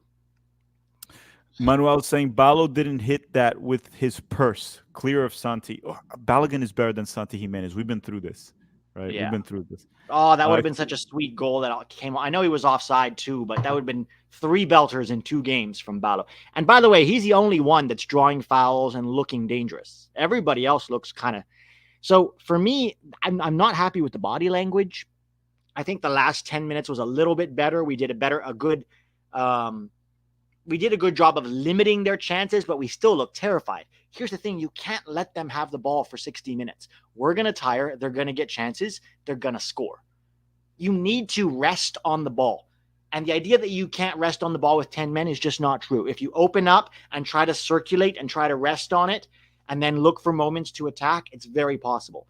But if you just sit there and defend in a low block for your life, maybe you can get lucky, but you're really you're not giving yourself high odds, because the odds are Panama's going to find a way through. They have enough quality to find a way through, and if you have to sit back for another 45 minutes, you're going to tire. A-Rob's on a yellow, Weston's on a yellow, not from this game, but from the one before.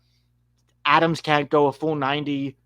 This whole team just started and played 93 days ago. So it's like, I think we have to go for the win. Of course, you can't be happy with the draw here, but you have to be smart about how you manage this second half now, because if it's just bunker and hope for a counter, I don't think that's going to work.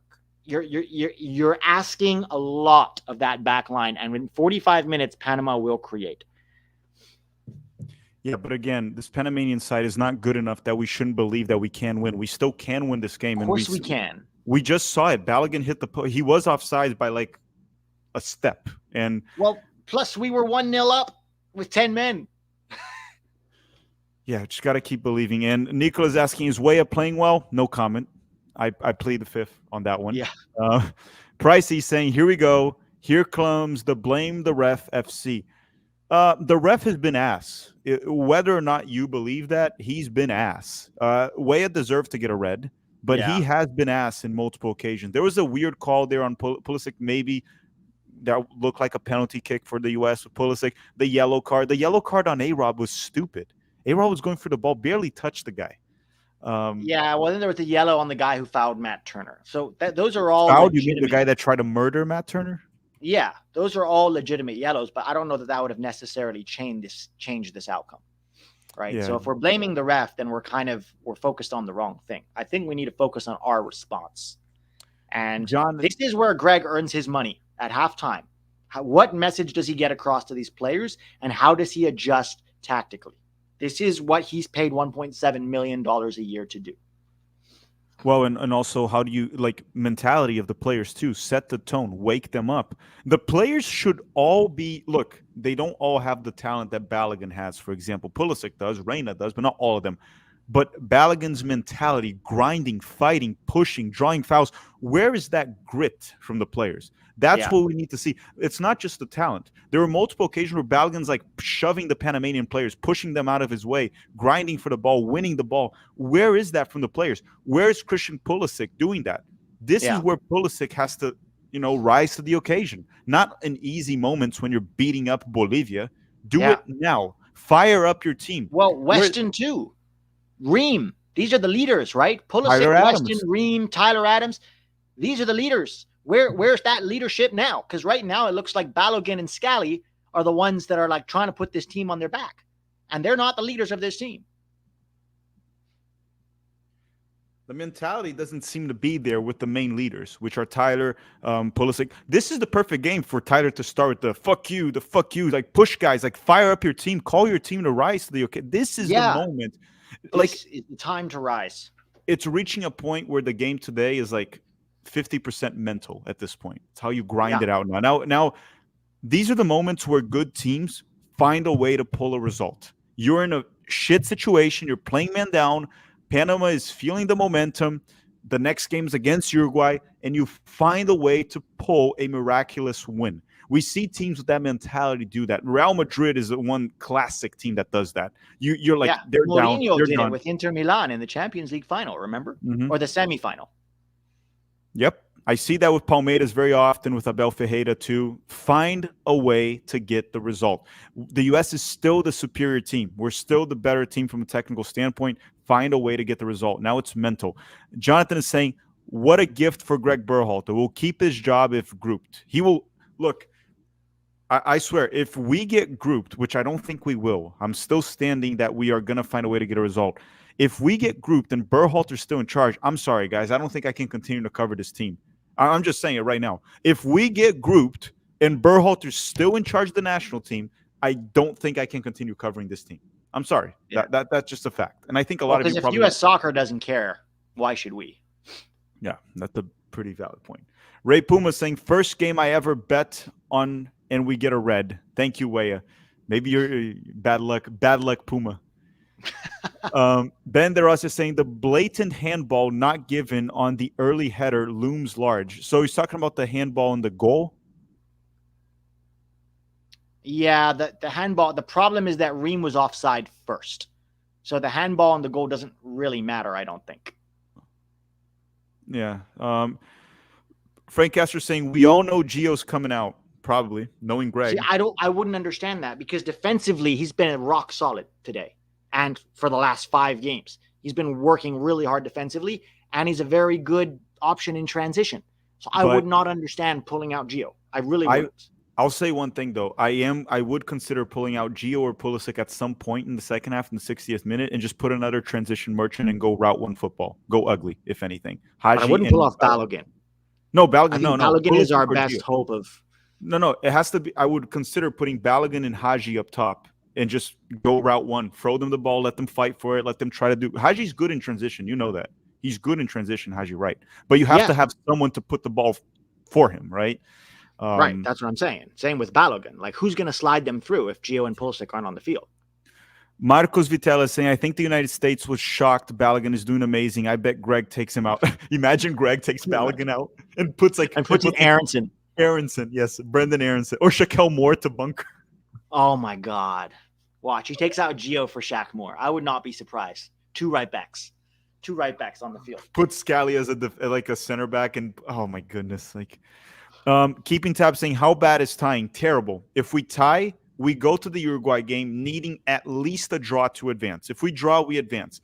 Now, if we lose to Uruguay, it'll come down to goal differential because this Panamanian team is far better than Bolivia. We're seeing it today. They're way better than Bolivia. They can actually play. So they're going to beat Bolivia. Tying is not a good result. That means if we lose to Uruguay, it'll likely go to goal differential. And I don't like that. Not one bit. Because we didn't score a lot of goals against Bolivia. We didn't score a lot of goals. And Panama will probably play a Bolivia team that will be already eliminated. So if they were bad against the U.S., imagine a Bolivian team that is already out. Wuxia game and anyone saying, well, but, Uruguay will already be qualified. Remember, Marcelo Bielsa is a freaking psychopath. He's still going to go for the win. Loco for a reason, yeah. Yes, the dude is insane. He's going to go and try to beat the U.S. by as many as he can. Wuxia Game Central saying that Panama player had better say the N-word to Weah because it's completely unacceptable. What was he thinking? Hopefully he didn't say the N-word because that is not something just. Here's the thing, though. If he had, Weah would be saying it. Right? Weah just walked off defeated, like he knew he was wrong. If Weah was really outraged about something he said, I think you would have seen that reaction on the field, but Weah just walked off like he knew he was in the wrong. Look, he said something to him probably to make Weah upset. That happens all the time in a game. Oh my God, defenders chirping your ear all the time. They're trying to get in your head. You've got to keep it together. Yeah, Weah just walked off with his head down and didn't even say anything. I think if he No. had said the N word or something that awful, Weah would have there would have been a bigger backlash from multiple players. But Weah knew he fucked up. He knew it. Yeah. Blake, thank you for the super chat again, Blake. Nothing's written on it though for me to read. And then Silver is saying these refs are awful. Well, CONCACAF refs. We've never had good refs in CONCACAF, so. Falcon is saying, what's up with Weah? Looks like he doesn't care. I wouldn't say he doesn't care. It was just a juvenile moment from him, a very stupid moment. I would never say Weah doesn't care. We've seen that he does care, but it was just a really stupid moment. Fallen Barrett is saying, if we're depending on Greg to change up the tactics at halftime to get us the win, then we're cooked, my guy. Oh, probably. But I mean, that's part of being a fan. We kind of have to hope, right? Right? What else are we going to do? We got to hope. Look, I'll put it this way. Do I trust Greg to make the right changes? No, but I am just hoping we get it right. The result right now, 1-1, is a terrible result. And if we lose, oh boy, maybe start packing your bags because if we lose, it gets wild because then we have to beat Uruguay, very likely, and hope that Panama does. If we beat Uruguay, it's not going to be by 2 or 3 goals, right? We could beat Uruguay and still not make it. We could beat Uruguay and still not make it if we lose. That's how bad losing is. Well, and here's the problem too. What people are not realizing is a lot of countries don't like the U.S. very much, and the U.S. is the host nation. So Uruguay would probably want to send the U.S. home early, right? So it's also El Loco Bielsa. He's a psychopath. Yes, yeah. He's insane. Real Madrid 15 Champions League. Would you take a draw right now? No, go for the win. We need to win the game. It's one goal, and we have 45 minutes. It's one goal. We can do it, guys. We did it against 10 men, and we almost did it twice. So we can do it. Cubo Maker saying Greg will be safe because Weah will get the blame. Look, I'm sorry. If we get grouped, there's no one. Sure, Weah should get the blame. Of course he should get the blame. That red card is on Weah. But a bigger conversation that we can have later is why has this happened twice in 6 months? Because the PowerPoints he put on didn't really go through what you should do in that situation. Well, also, they talk about how Greg's such a wonderful friend. Maybe they don't need a friend. Maybe they need somebody to get stuck in them and be like, that's not fucking okay. Mm-hmm. Maybe they need a coach that they fear. Yeah. Right? Yeah. Maybe we need a coach that we fear and not a coach that says, hey, good morning, Tyler. How's your child? Oh, he's like my best friend. It's like basic manners. Greg Berhalter having basic manners, even though he didn't have that like 30 years ago, but now he does apparently. Having basic manners is not the standard for being a national team coach. You can have an asshole be the coach and pull results out of these players. You need a coach that makes the players uncomfortable, not comfortable, uncomfortable. Being uncomfortable is not a bad thing, just to make that clear. Matthew Dominguez says, Balogun finally looks like R9. Weah, what the heck? Well, I mean, we talked about Balogun for a long time here at the channel. We talked about multiple times. Aaron Long's big stick saying, Weah, Cameron Carter-Vickers is on? Are they going back 3? Are we going for the draw? Oh, my God. Turner, Gio, and Tyler are out. He took out Gio, too? Horvath, Carter-Vickers. So Gio for Carter-Vickers for Gio. This guy he's going full bunker. He's going for the draw. He's an imbecile. Why is he going for the draw? He gave up. He's going for the draw.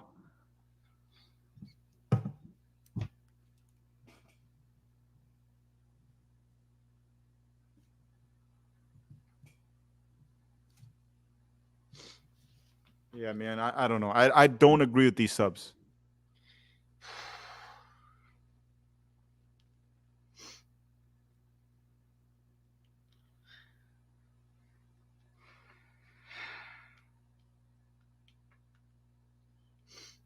At least put Pulisic central then, so he can slide in Balogun. We have 2 more subs only, right? Yeah, we have 2 more subs. May the Lord help us, man. Lord have mercy on us, because this is about to get ugly. So we're playing a 5-3-1. 5-3-1. Yeah. Say Weah doesn't do this with Yedlin Roldan in the roster. Probably does. I don't think they respect it. And Guacam, I'm gonna go through these super chats super quick because I gotta focus in the game right now. The game is a bit too important. Guacamole United saying, gentlemen, the second half we spell pain. Let's go. It'll be a lot of pain. Jeff Carey saying, I'm too nervous to be zesty. Good. So there's one benefit from us getting the good. There's one benefit from it, I guess. Weah did that for us. Yeah, Weah was sacrificed like himself for you and me, Tack. Yeah, to get zesty Jeff nervous. DCAT is saying Balogun has been sensational. Is that due to us holding and lumping the ball forward? His hold-up play has tremendous. He's looked like a 50 million strike. It's just his confidence, guys. It's skill. He's good. Balogun's a good player. We talked about this forever. Brett Oppenheim. Hey, Brett, how you doing? To say if we tie and Panama beats Bolivia, which they likely will, then we need to beat Uruguay, right? Correct, Brett. Well, we could still advance tying Uruguay, but we would depend on goal differential. So we could still, if we tie this and they beat Bolivia, we advance if we have a better goal differential than Panama, which I do not like that one bit. Steve Spad is saying over 3,000 people watching. Welcome, everyone. Like the stream. Yes, thank you very much, Steven. Thank you, everyone that tuned in. Smash the like button if you haven't already. Help the channel. If you want to join our Patreon, the link is in the description. And this video is brought to you by Underdog Fantasy. The link to join Underdog Fantasy and play the game is in the description. And then after the game, we go to 11 Yanks for a post-match analysis. Dominican Stud is saying, with this halftime changes, I'm dead inside. Well, you, Pete, and probably the 2,000 people here in the chat. Ben DeRosa is saying, dig in, boys, Greg Berhalter. And then JU saying, told you we're playing a back five. Well, we weren't before. Now we are. Now we are playing a back five, which is really stupid. We're just going for the draw. We literally gave up. We can still pull a win, but we're going to require Balogun pulling a freaking miracle. Anthony saying we are 4 goals ahead in differential. We are 4 goals ahead. Yes, we're 4 goals ahead, but what tells you that they can't beat Uruguay 1-0 and Panama wins 3-0, then they go through. Yeah, and remember every goal that and that's totally possible. Because remember, Bolivia will also be defeated. They won't care. Tim Sim is saying, no hecking way that we're parking the bus and trying to take a point. This is typical Berhalter, and this is why soccer is not taken seriously. It is so over. It does feel like it's over, but let's still believe. Let's believe until the end. We can talk at the end. We need a hope for this win, guys. Yeah, let's not feel defeated during the game. Let's not feel defeated now. Let's believe that we can still pull this result. As crazy as all this sounds, let's believe we can pull a result here against Panama. I don't like the fact that McKinney's still there, dude. Yeah, I don't either. DK57 is saying, fuera Berhalter out. And then James Barris is saying, get this ball gym teacher gone. I hate everything he does. I'm beyond words. I think he's worse than a gym teacher, man. If we put a gym teacher in charge, he would just pick the best players and use the power of friendship, and we would perform better. But again, let's not talk about Berhalter now. Let's watch the game and hope things figure it out. But we're just bunkering and sitting back at this point. This is embarrassing. At home against Panama. It's embarrassing. Fucking How are we supposed to change the way Americans see soccer? Well, we're not changing it. Dan Gordon saying, if we get grouped, can we fire Greg? If we get grouped, there is no other scenario. We will call for it, for sure.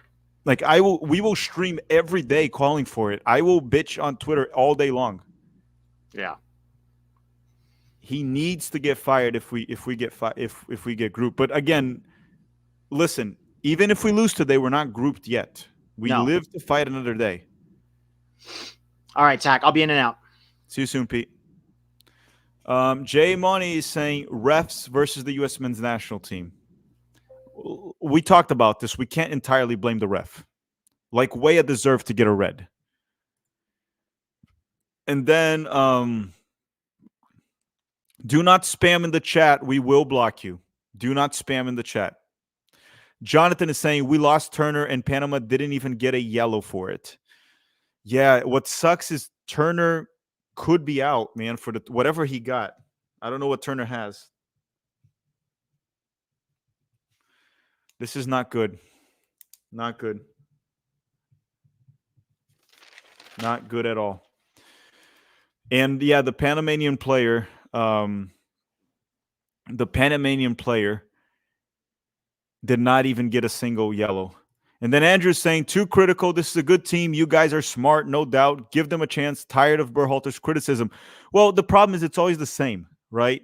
The subs right now, we're sitting back with Berhalter. We'll give him a chance, Andrew. We'll give Berhalter a chance here. We've given long shot. Horvath's able to save it. Cleared by Ream. But you're inviting Panama to attack you more, and you're not going to be as dangerous in transition when you take out Gio Reyna and you put a center back. Weston McKennie has been poor. He kept Weston McKennie on the field. McKennie will not be the one to find Balogun. You're inviting Panama to attack you, and you're playing a very dangerous game here. And this is Berhalter's choice. Now, could it work? Sure. If it does work, I'll be the first one to praise Berhalter. But as of now, this was not a good substitution from Berhalter. I don't blame him for the Matt Turner sub. He's injured. And also Tyler Adams. You had to do it. But it should not have been Gio Reyna out for Cameron Carter-Vickers. That should not have happened. Very, very fine line that Greg Berhalter is walking right there. Very dangerous game that he's playing. Very, very risky. Very, very risky. But we'll see if it pays off. I mean, maybe what Berhalter's thinking is that hold a draw here and then pull a draw against Uruguay. Fair. If you get us out of the group, you get us out of the group. But I don't like this. But what I'm hoping for in the second half is just that one of our players, because we have Pulisic, we have Balogun, we have players that can, out of nowhere, resolve the game for us, get us the win. That's what I'm hoping for. And then and Weston McKennie maybe too, I guess. So we'll see. Weston McKennie with the long throw.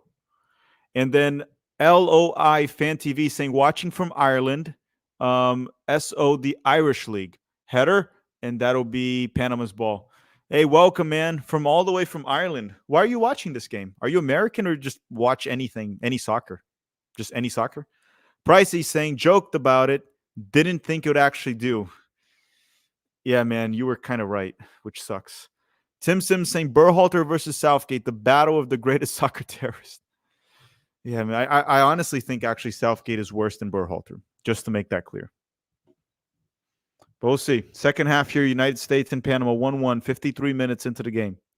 Throw in for the United States. Throw in for the United States. And my underdog fantasy picks are ruined because Gio Reyna is not on the field anymore. And Gio didn't get a goal contribution. So that one's over. Gio Reyna's out. And everyone sending super chats, thank you very much. Thank you, everyone that tuned in. Thank you, everyone that hit the like button. We truly appreciate it. We appreciate it from the bottom of our hearts here, all the support that all of you are giving. We may not agree in every take. We may be reactionary at times, but I really appreciate everyone's support here at Tactical Manager TV. Thank you very much. Everyone that joined the Patreon, everyone that signed up on the Underdog link, thank you very much, seriously, from the bottom of our hearts. Then let me see if there's anyone here. Jeff Carey, he's saying we're playing a deep low bunker, says we're not good enough to play for the win. Yeah, I understand. I understand us being a bit scared of losing this game because that would be a catastrophe if we lose this game. But I still thought we could be a little less defensive and a little less scared from Panama, even though we're playing man down. We could have done that because even though we were playing man down in the first half, Panama held possession, but they weren't super threatening. So we didn't have to go like this bad. It didn't have to be this bad, right? We could have still gone for the win here. And who knows, maybe we get them in a moment in transition, maybe. But I don't know. I don't like this, the fact that we're inviting Panama to attack. I just don't like this. I don't like the fact that we chose to go the soccer terrorist route. Julio Nunez is saying Southgate versus Berhalter versus Sanchez. I don't know. Can club soccer run just a restart, please? Oh, boy. Yeah. Frustration off coaching here. Horvath goes long. Panama heads it. Panama just blasts it up. Chris Richards wins it. And Panama has possession. The game is like very ugly right now. Oh, handball from McKennie. No, McKennie got fouled. So they hit McKennie, and then McKennie put his hand on the ball on accident. Free kick for the United States. And Barney, McKennie tries to go long. Well, good touch from Anthony Robinson. Cross goes in, cleared by Panama. Good first touch from A-Rob right there. Barney7181 is saying the fact that we're just giving up possession to Panama should tell you everything you need to know about Berhalter's plan of playing with 10. Yeah, it seems like Berhalter has accepted the fact that a draw is a good result. That's what it's telling me, that he just accepted that a draw is a good result, which it's not. I mean, it's better than losing for sure, but it's not a good result. And here comes Panama in transition. Panama in transition. Oh, boy. Cross to no one. That'll be a goal kick for the U.S. Goal kick for the United States. And Dan2584 is saying, if we tie this game and we tie Uruguay, we are 100% through. With the tie tonight, the best Panama can do is 4 points, right? Correct. If we tie today, all we need is a draw against Uruguay. Is it difficult to tie Uruguay? Yes, it'll be very difficult. Tying today, we're not out. We have a game against Uruguay on Monday that will need a draw to advance. It's just that I don't like going to that game needing a draw. Uruguay's a really good team. Uruguay's better than us. That's the problem. And under Berhalter, we usually don't pull these results. That's my concern. That is my biggest concern. But we move. Let's keep going with this.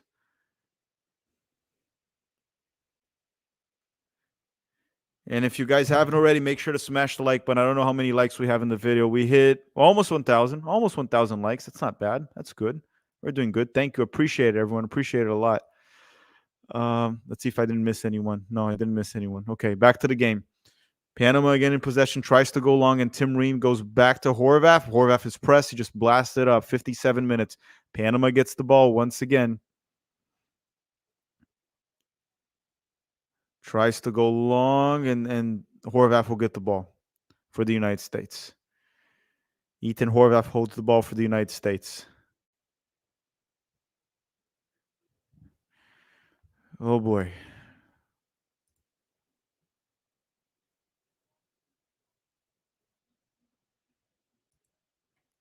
Horvath just goes long again for the United States, as he should. I wouldn't really think he should do anything out of oh, my God. That first touch from Carrasquilla just blew by Johnny. Terrible tackle there from Johnny. And here comes Panama. Oh, did he just nutmeg Carter Vickers? Dude, what is going on? What the heck is going on? Did he just pull like a Ronaldinho trick on Cameron Carter Vickers and nutmeg him?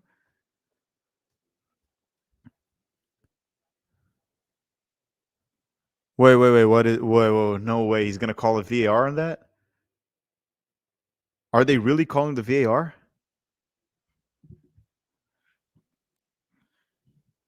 Oh, my Lord. There's no way. That didn't look like a penalty. Why are they calling a VAR in this, but they didn't call a VAR when Pulisic got hit in the box? This is not a foul. So he nutmegs Cameron Carter Vickers. This is not a foul. He got the ball. Cool move, and Carter Vickers got nutmegged, but this is not a foul.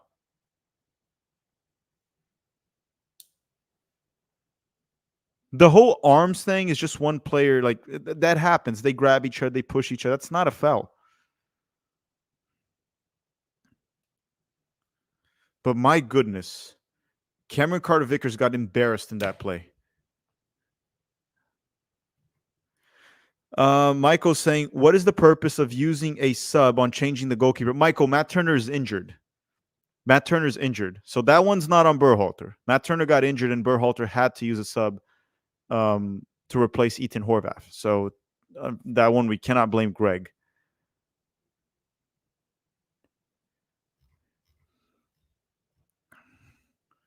Okay, Panama with the ball.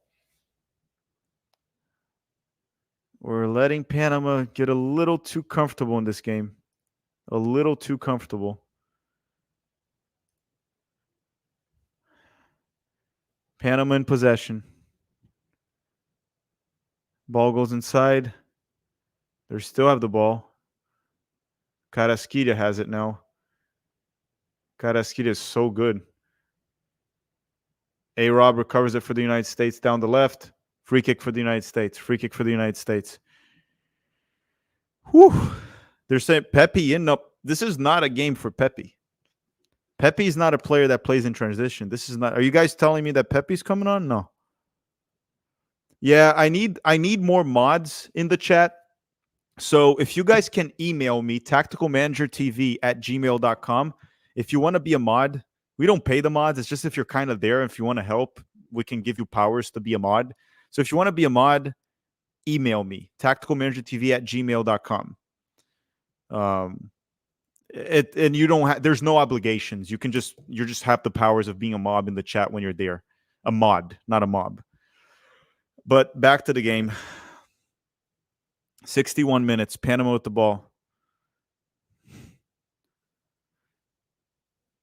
Panama again in possession. They're saying prime game for Brendan Aronson's hustle. I don't think this is a game for Brendan Aronson, even though Brendan Aronson can be good in transition. But look, I would prefer Brendan Aronson to Weston McKennie right now. I would replace McKennie with Musa, Aronson. I would do it right now.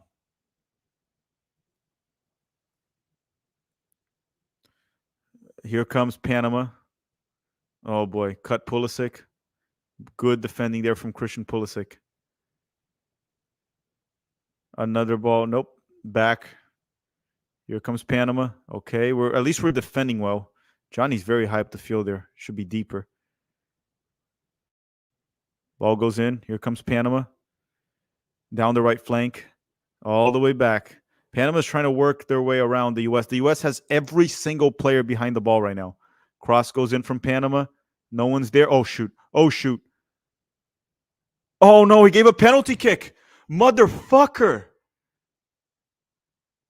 Cameron Carter-Vickers, you freaking stupid, idiotic imbecile. That looked like a penalty. Oh, my goodness. I need to see the replay, but that was probably a penalty kick. Carter-Vickers sucks, man.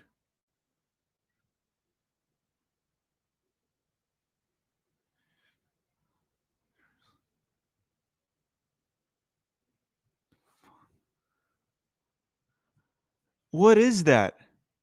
That's a penalty, you idiot.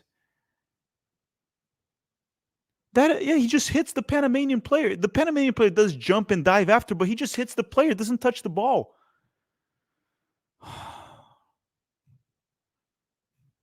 Oh, that was disgusting. He just spit that. You guys think it was a flop? He definitely jumps, but he jumps to avoid contact. Let's see if the VAR will review it. The VAR is going to review it.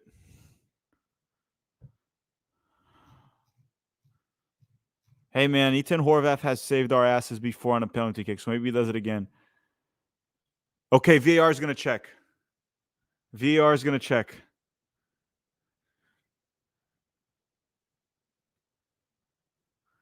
Okay, hopefully he turns it back.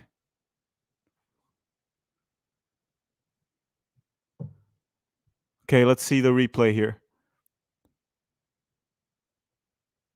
So he jumps. I wouldn't say it's a flop, but Vickers doesn't really hit him. He has to jump to avoid contact.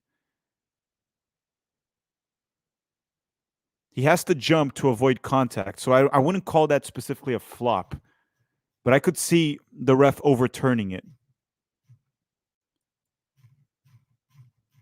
Like it's not legitimately a foul. I understand why the player jumped. He jumped to avoid contact. That's fair. But that probably shouldn't have been, probably shouldn't be a penalty kick. Let's see what he calls. What's the call? What's the call? What's the call? No penalty? No penalty. No penalty. No call. No call. No penalty right there. Okay, the VAR overturned it. They're saying no penalty. No penalty kick right now. We live to fight another day. Yeah, again, it's what I'm saying. It's not a flop. You have to jump on those plays, otherwise you can break your leg.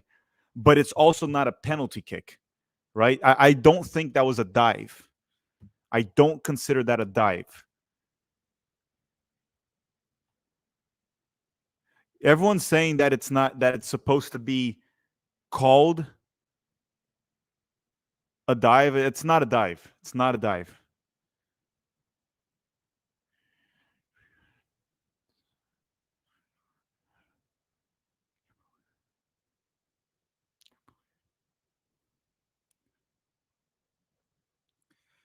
Jeez, man. 66 minutes. 66 minutes.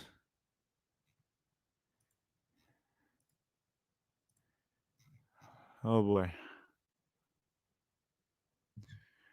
It's a dive because he acted hurt afterwards. Well, the acting hurt afterwards, it's just acting right there and just a straight up lie. But look, anyone that played soccer knows when someone comes to tackle you like that, sometimes you have to jump to avoid an injury. You have to jump.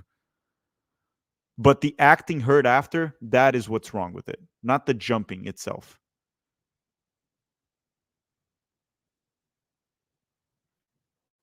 And here comes Panama with the ball.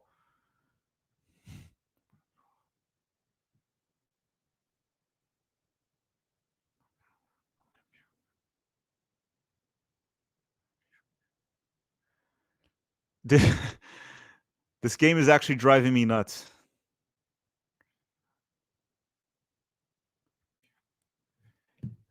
Oh boy. Okay, Panama again. We're just gonna have to go through this agonizing pain of trying to survive and get a draw against Panama. 67 minutes. Liam is saying, why did he swap Carter Vickers for Reyna? I don't know. I don't know. Carter Vickers has looked terrible, man. Even if you talk about like, oh, that wasn't a penalty kick, that was still a stupid tackle. And he got nutmegged early. And it was an embarrassing nutmeg, man. And it's not like you're getting nutmegged by Neymar, Ronaldinho, or Messi. Getting nutmegged by, I don't even know who he got nutmegged by.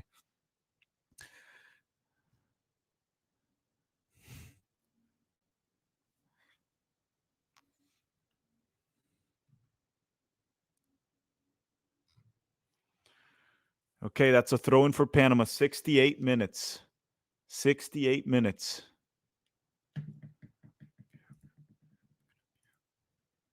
Panama recovers the ball again. Another throw in for the United States.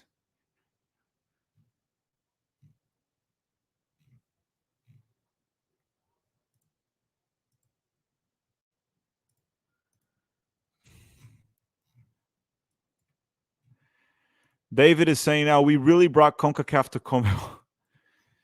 Yeah, I mean, look, two CONCACAF teams being played in the US, which is CONCACAF, with a CONCACAF ref. This is a CONCACAF game. This is a CONCACAF game. Panama now 68 minutes. We're about to hit minute 69.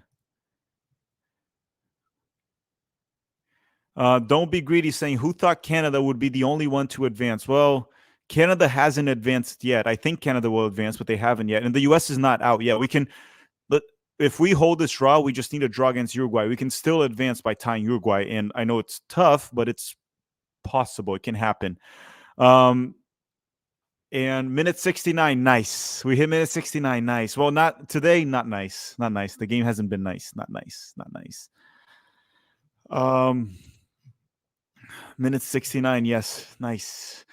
Bob's is saying, what is McKennie or Weah that pressed and forced the turnover to A-Rob and Balogun's goal? I don't remember, Bob. I don't remember who did that. I would have to rewatch the goal. I don't remember if it was McKennie or Weah that forced the turnover for. Does anyone remember if it was Weah or McKennie? A-Rob. Pulisic. Let's go, Pulisic. Let's go, Pulisic. Go on your own. Just go on your own. Pulisic, by one, by two, finds Balogun. This could be it. This could be it. Balogun shoots. Oh, Balogun. Oh. Good little moment there in transition from Balogun and Pulisic. Oh. Great moment right there from Christian Pulisic, and then Balogun was able to get a shot. That was a good shot. Good shot. He did what he could.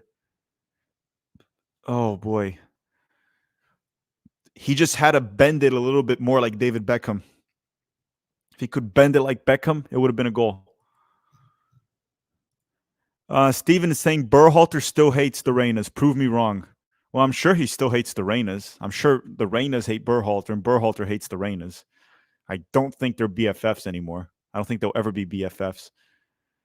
And Julio's saying clear penalty. In Ecuador, the manager's seat is hot due to response after the red card. Not Greg Berhalter's fault that they got a red, but how he responded is his fault. Absolutely. It's not entirely Berhalter's fault that Weah got a red card, even though he selects the player. That one, oh, Pepe? Pepe for who? I swear, man, if he takes out Balogun. Oh my God, he's taking out Balogun. He's taking out Balogun. He took out Balogun.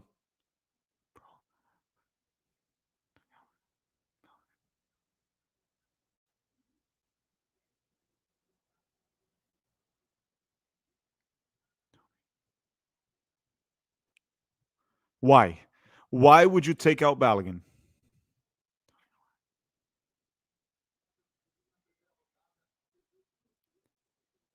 I can't believe he took out Balogun.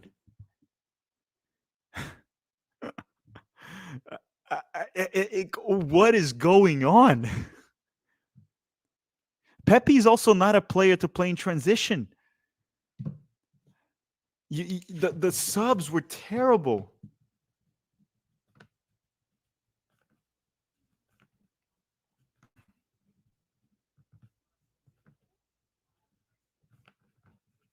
What is going on? Fucking Muppet.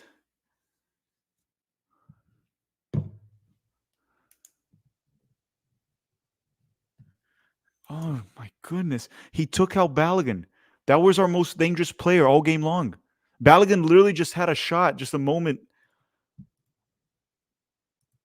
I don't get it, man. I just don't get it. And here comes Panama. Cross goes in, cleared by Chris Richards. Pepe with the ball. Loses the ball. Ay. Murillo, I think. Or here comes Panama. Comes Panama. Ball goes through. Shot. Saved by Horvath. Saved. Adam is saying minute 69, and we're getting effed. We are. Why is Greg bringing in Ricardo when Balogun is killing it? I don't know. I just said this. I don't know, Mark. And Queen Andrew saying, if the U.S. loses this game and Panama wins the next one, what happens? If the U.S. loses this game, we only advance if we beat Uruguay. We would have to beat Uruguay to advance. And even if we beat Uruguay, we could be out. Here comes Pulisic. Oh, my God. Oh, boy. Pulisic with the ball. Finds Anthony Robinson. Robinson delivers a cross, and that'll go to the safe hands of the Panamanian goalkeeper. Pricing saying, you still putting him above Southgate? I mean, it's like arguing Berhalter and Southgate is kind of like getting into a discussion of which imbecile is less stupid. I don't know, man. It's like which one of the two? I don't know. David's saying, I think Pepe's pressing. Not that I agree. We're not pressing. That's the thing. We're not pressing, though. We're sitting super deep and not pressing Panama. I don't know. Unless Pepe's going to help defend. Lenz is saying, at this point, I'll just take Jason Sudeikis dressed as Ted Lasso over Greg, honestly. Yeah, the power of friendship vibes would be better.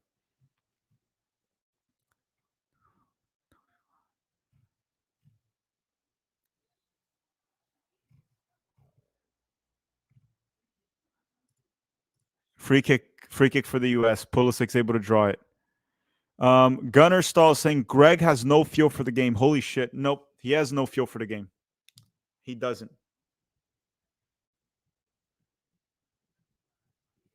So free kick here.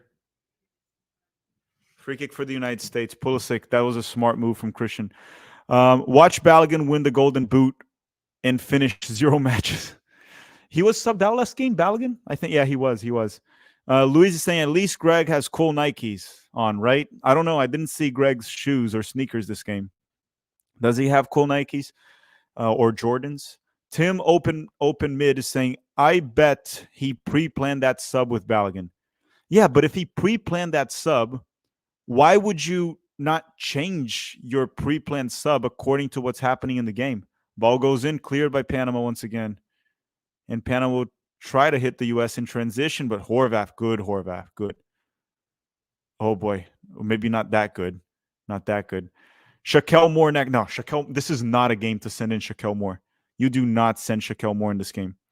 Shrido is saying BS performance, struggling against Panama. I agree, Shride. I agree. We should not be struggling with Panama at home. Should not be struggling with Panama at home.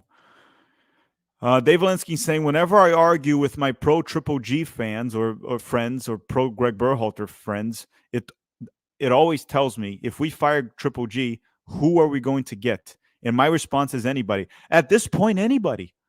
We will take anybody. Anyone. God, even take tactical manager at this point. We might do better with the power of friendship. Just pick the best players and the power of friendship and someone that has a feel for the game and someone that keeps the players uncomfortable. We need someone that keeps the players uncomfortable so stupid shit like the Serginho Dest moment, the Weah moment don't happen. We need Aaron Johansson back. No, we don't. We definitely don't. That's not the solution to our problems. And here comes Panama in transition. Carrasquilla, good from Pepe, but Carrasquilla still has it. Good fight from Pepe. Anthony Robinson recovers it for the United States. I think Panama's starting to gas out, which is good for the U.S.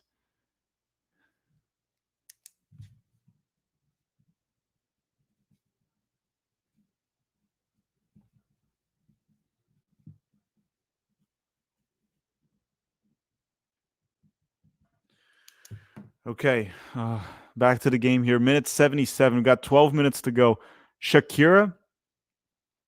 Would you take Shakira as the U.S. men's national team coach? Over Berhalter? Yes. I would take Shakira over Berhalter. Miggy saying, take the Hak 2 girl would be an upgrade. Yeah, is it Hak 2 that she said in that video? The video that went viral? Yeah, it's the Hak 2 girl. Take the Hak 2 girl over Berhalter right now. Panama with the ball once again. 78 minutes.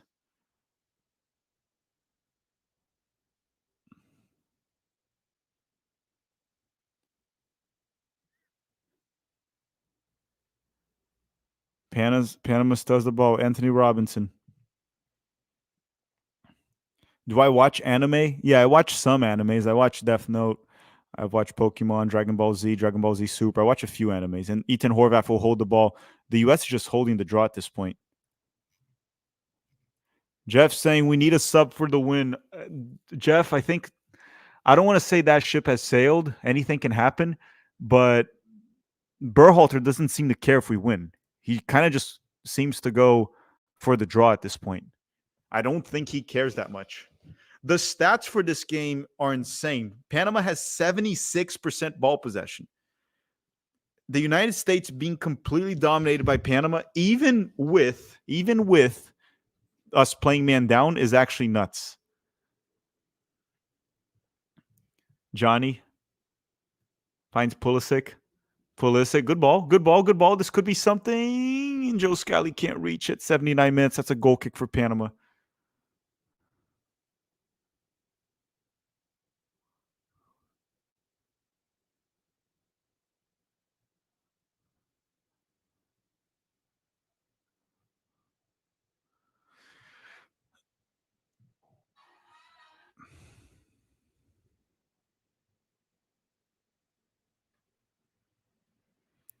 Yeah, man, I don't know. I'm about to drop a banger tweet right now. I don't even know how I thought about this. I'm about to do it. Get ready. This one's a banger. I have to do it. Okay, Panama now with the ball. I did it. I dropped the banger tweet. Marco saying the United States is missing the Pirate of the Caribbean, Jesus Ferreira. Well, Panama is not in the Caribbean. Panama is not a Caribbean island, so this is not a game for Jesus. Not the game for Jesus.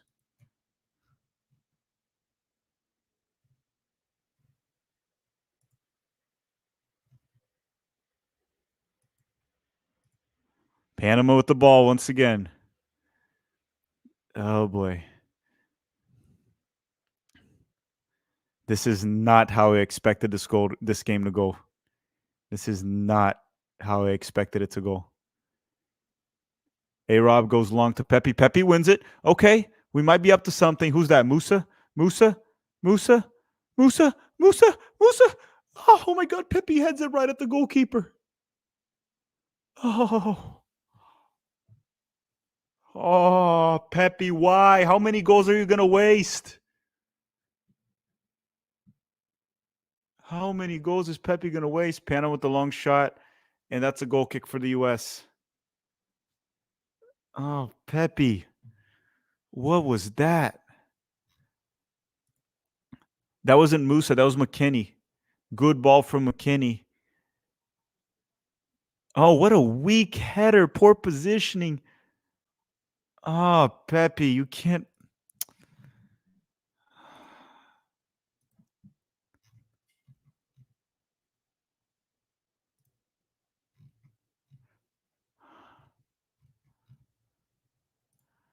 Oh, Pepe.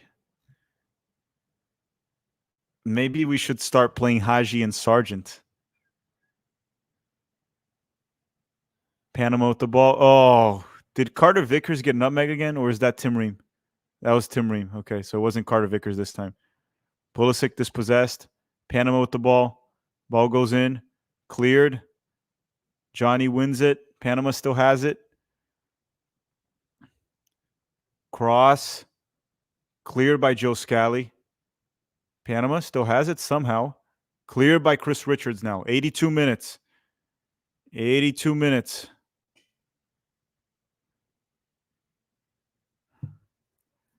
Panama with the delivery. And that goes through. Robinson just, what is Robinson doing? Blasted forward. Panama goes in. Cross goes in. Carrasquilla with it. Carrasquilla sends a lob ball. Get it out of there. Get it out. Get it out. Get it out. Get it out. Cross goes in. Get out. Fuck. Panama scored. Fuck this shit. Fuck this shit. Sack Berhalter right now. You gotta be kidding me. And pardon my French here. You gotta be fucking kidding me. You gotta fire Berhalter. Fire this imbecile. He invited Panama to attack the whole second half.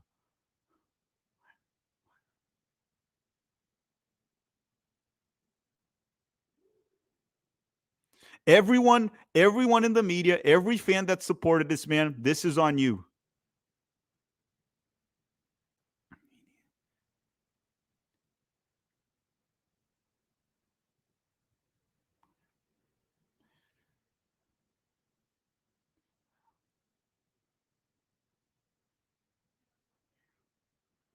Everyone that supported Berhalter, the media that defended him, the shills, the fanboys that defended, this is on him. We're close to getting grouped from the Copa America with this imbecile in charge of the national team. This is unreal. This is unfucking real.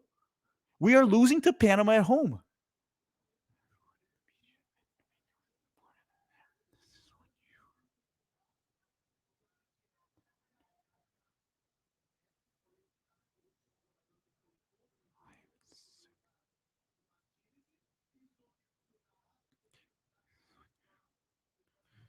Everyone that supported Berhalter, this is on you right now. 5 minutes to go, and we're down against Panama.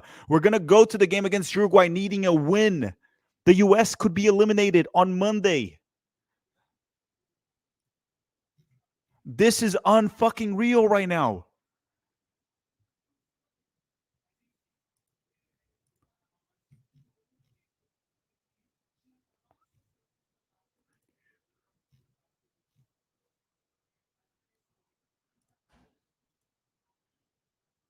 We have no response. This imbecile put Pepe for Balogun. What is going on? Like, here's the thing. For you to be as bad as Berhalter, it's hard. You have to be really fucking stupid. You have to be really stupid.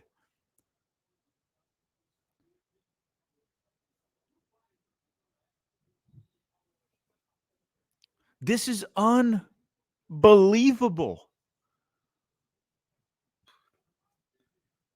Tim Ream, look, this is hilarious. Now he took off Ream and put Sargent. So after this idiot invited Panama to attack us the entire second half, and I said this at halftime, and then someone said they were tired of the Berhalter criticism. I said this was going to happen. He was inviting Panama to attack. This was not good. This was a bad decision, and look at what happened. And then now that he is desperate, he sends in Josh Sargent for Tim Ream, for a center back.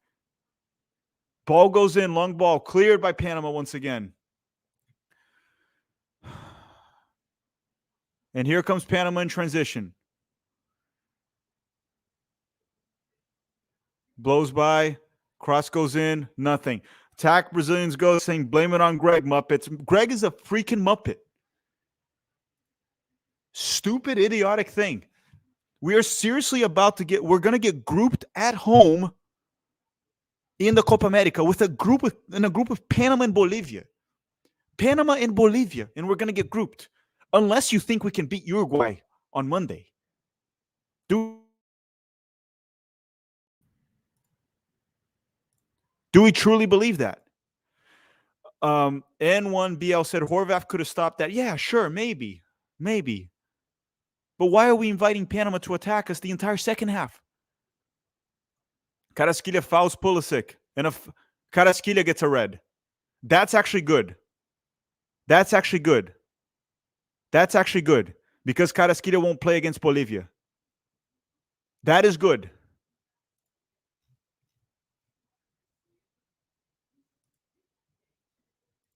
That is good. Carrasquilla gets a red. Who else got a red? The thing is, Carrasquilla getting a red is a little bit good because we get a couple minutes playing 10 against 10. But the thing is, Carrasquilla not playing against Bolivia is a big deal. That is a big deal. So, that's definitely a red. He smashed Pulisic. He just went for... That's a red. Straight red. Pulisic should not get a red. Pulisic didn't do anything wrong. Well, actually, Pulisic does hit Carrasquilla. That was dumb. What Pulisic did after was stupid. Richards got a yellow.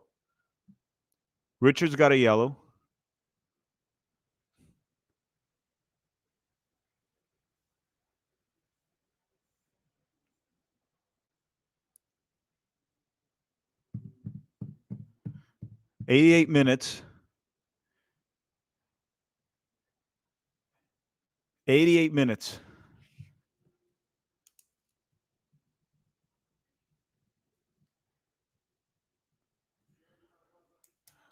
What is going on here? 89 minutes now. So Carrasquilla has a red, but they might be reviewing it for Pulisic too. So Jonathan's saying Berhalter out. Don't be greedy, say tack. You still think we're advancing? If we have to beat Uruguay, no. If we have to beat Uruguay, I don't think we're advancing. Jeff Carey saying bad keeper play from Horvath. Sure, we can blame Horvath, but again, we invited Panama to attack us. That was bound to happen. Easton is saying Canada's carrying CONCACAF. That is embarrassing. Jose Reyes is saying, I'm done. As long as this guy's the coach, I will never watch a game again. It's been fun. See you guys. Jose, I hope you stay with us. The only positive of this is that Berhalter might get fired. That's like literally the only positive out of all of this. Free kick for the United States. Let's see how this plays out. Christian Pulisic. Free kick for the U.S. Christian Pulisic with a stupid delivery, horrible delivery. And Panama will try to attack the U.S. in transition. Oh, boy. That is through. And Scally clears it. And Panama clears it again. The game just becomes, this is peak CONCACAF right now. This is pure CONCACAF. 4 minutes? Did the ref just add 4 minutes? It should have been a lot more. Just 4 minutes? This game has been like the ball, it should have been like 8 minutes. This guy just gave 4 minutes. This is insane. It should have been like 8 minutes at least. Oh my God. You only gave 4 minutes. This can't be real. 4? And we're already at minute 91. We're already at minute 91. And here comes Panama. They're going to just waste time now.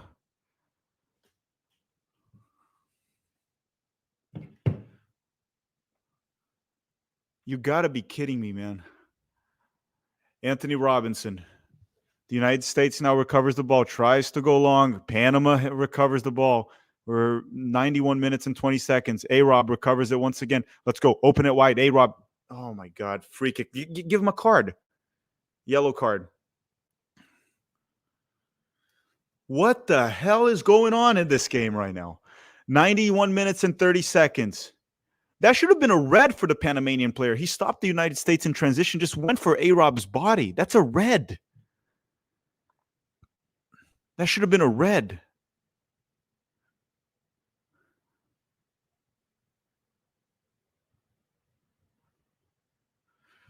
"92 minutes. We have 2 minutes to pull a draw here. 2 minutes to pull a draw. I'm not going to look at the chat because you guys spoil it. Ethan Horvath goes wide. Anthony Robinson sends the ball in. Panama clears it. Weston McKennie. Fouled. Foul. Can we just give these motherfuckers a red at this point? Just give them more red. They're just literally trying to break our players. They're not even playing soccer anymore.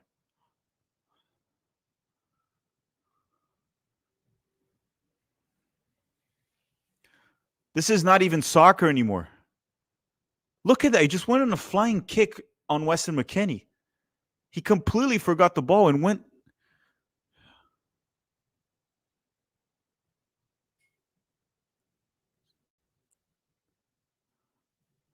Horvath is in the box too. 1 minute to go. 1 minute to go. Christian Pulisic. 1 minute to go. Pulisic with the delivery. Header over the crossbar from Chris Richards or McKennie. Motherfucker. 50 seconds. 50 seconds.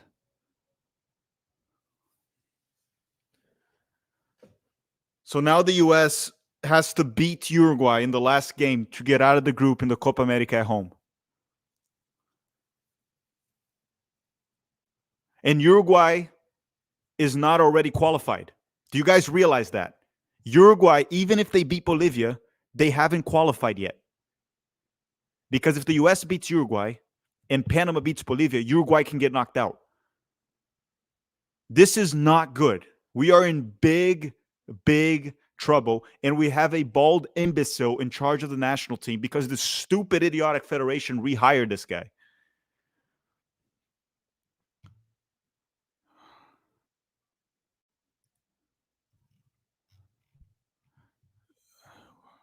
We hit the 4 minutes. I'm assuming the ref will give an extra minute.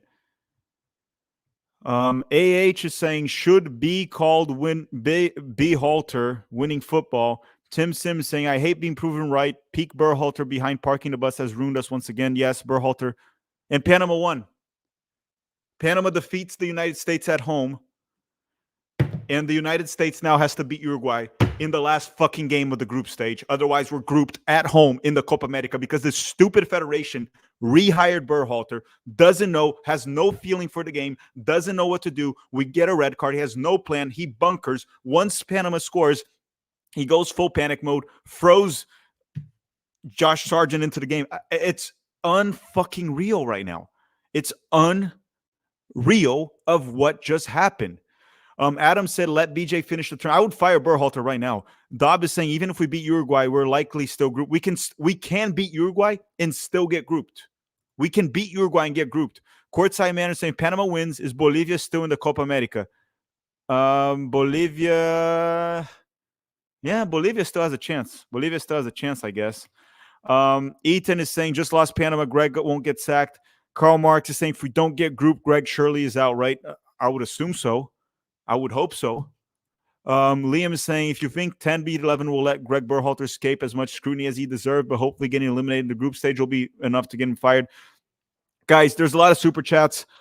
I'm a little pissed off. I need to get some water. I need to get out of here. We're going to go to 11 Yanks for the post game. I am disappointed. I'm not surprised. I am pissed off. I'm not surprised about everything that happened. But a lot of us saw this coming with Berhalter at some point. And this man cannot be in charge of the national team in the 2026 World Cup. We need a coach that these players fear. We need a coach that's competent and will get the best out of them. Everyone, we're going to go to 11 Yanks for the post game. Thank you, everyone that tuned in. Thank you, Underdog Fantasy, for sponsoring the stream. Thank you, everyone that joined the Patreon. Okay, I'll see you guys there. Bye.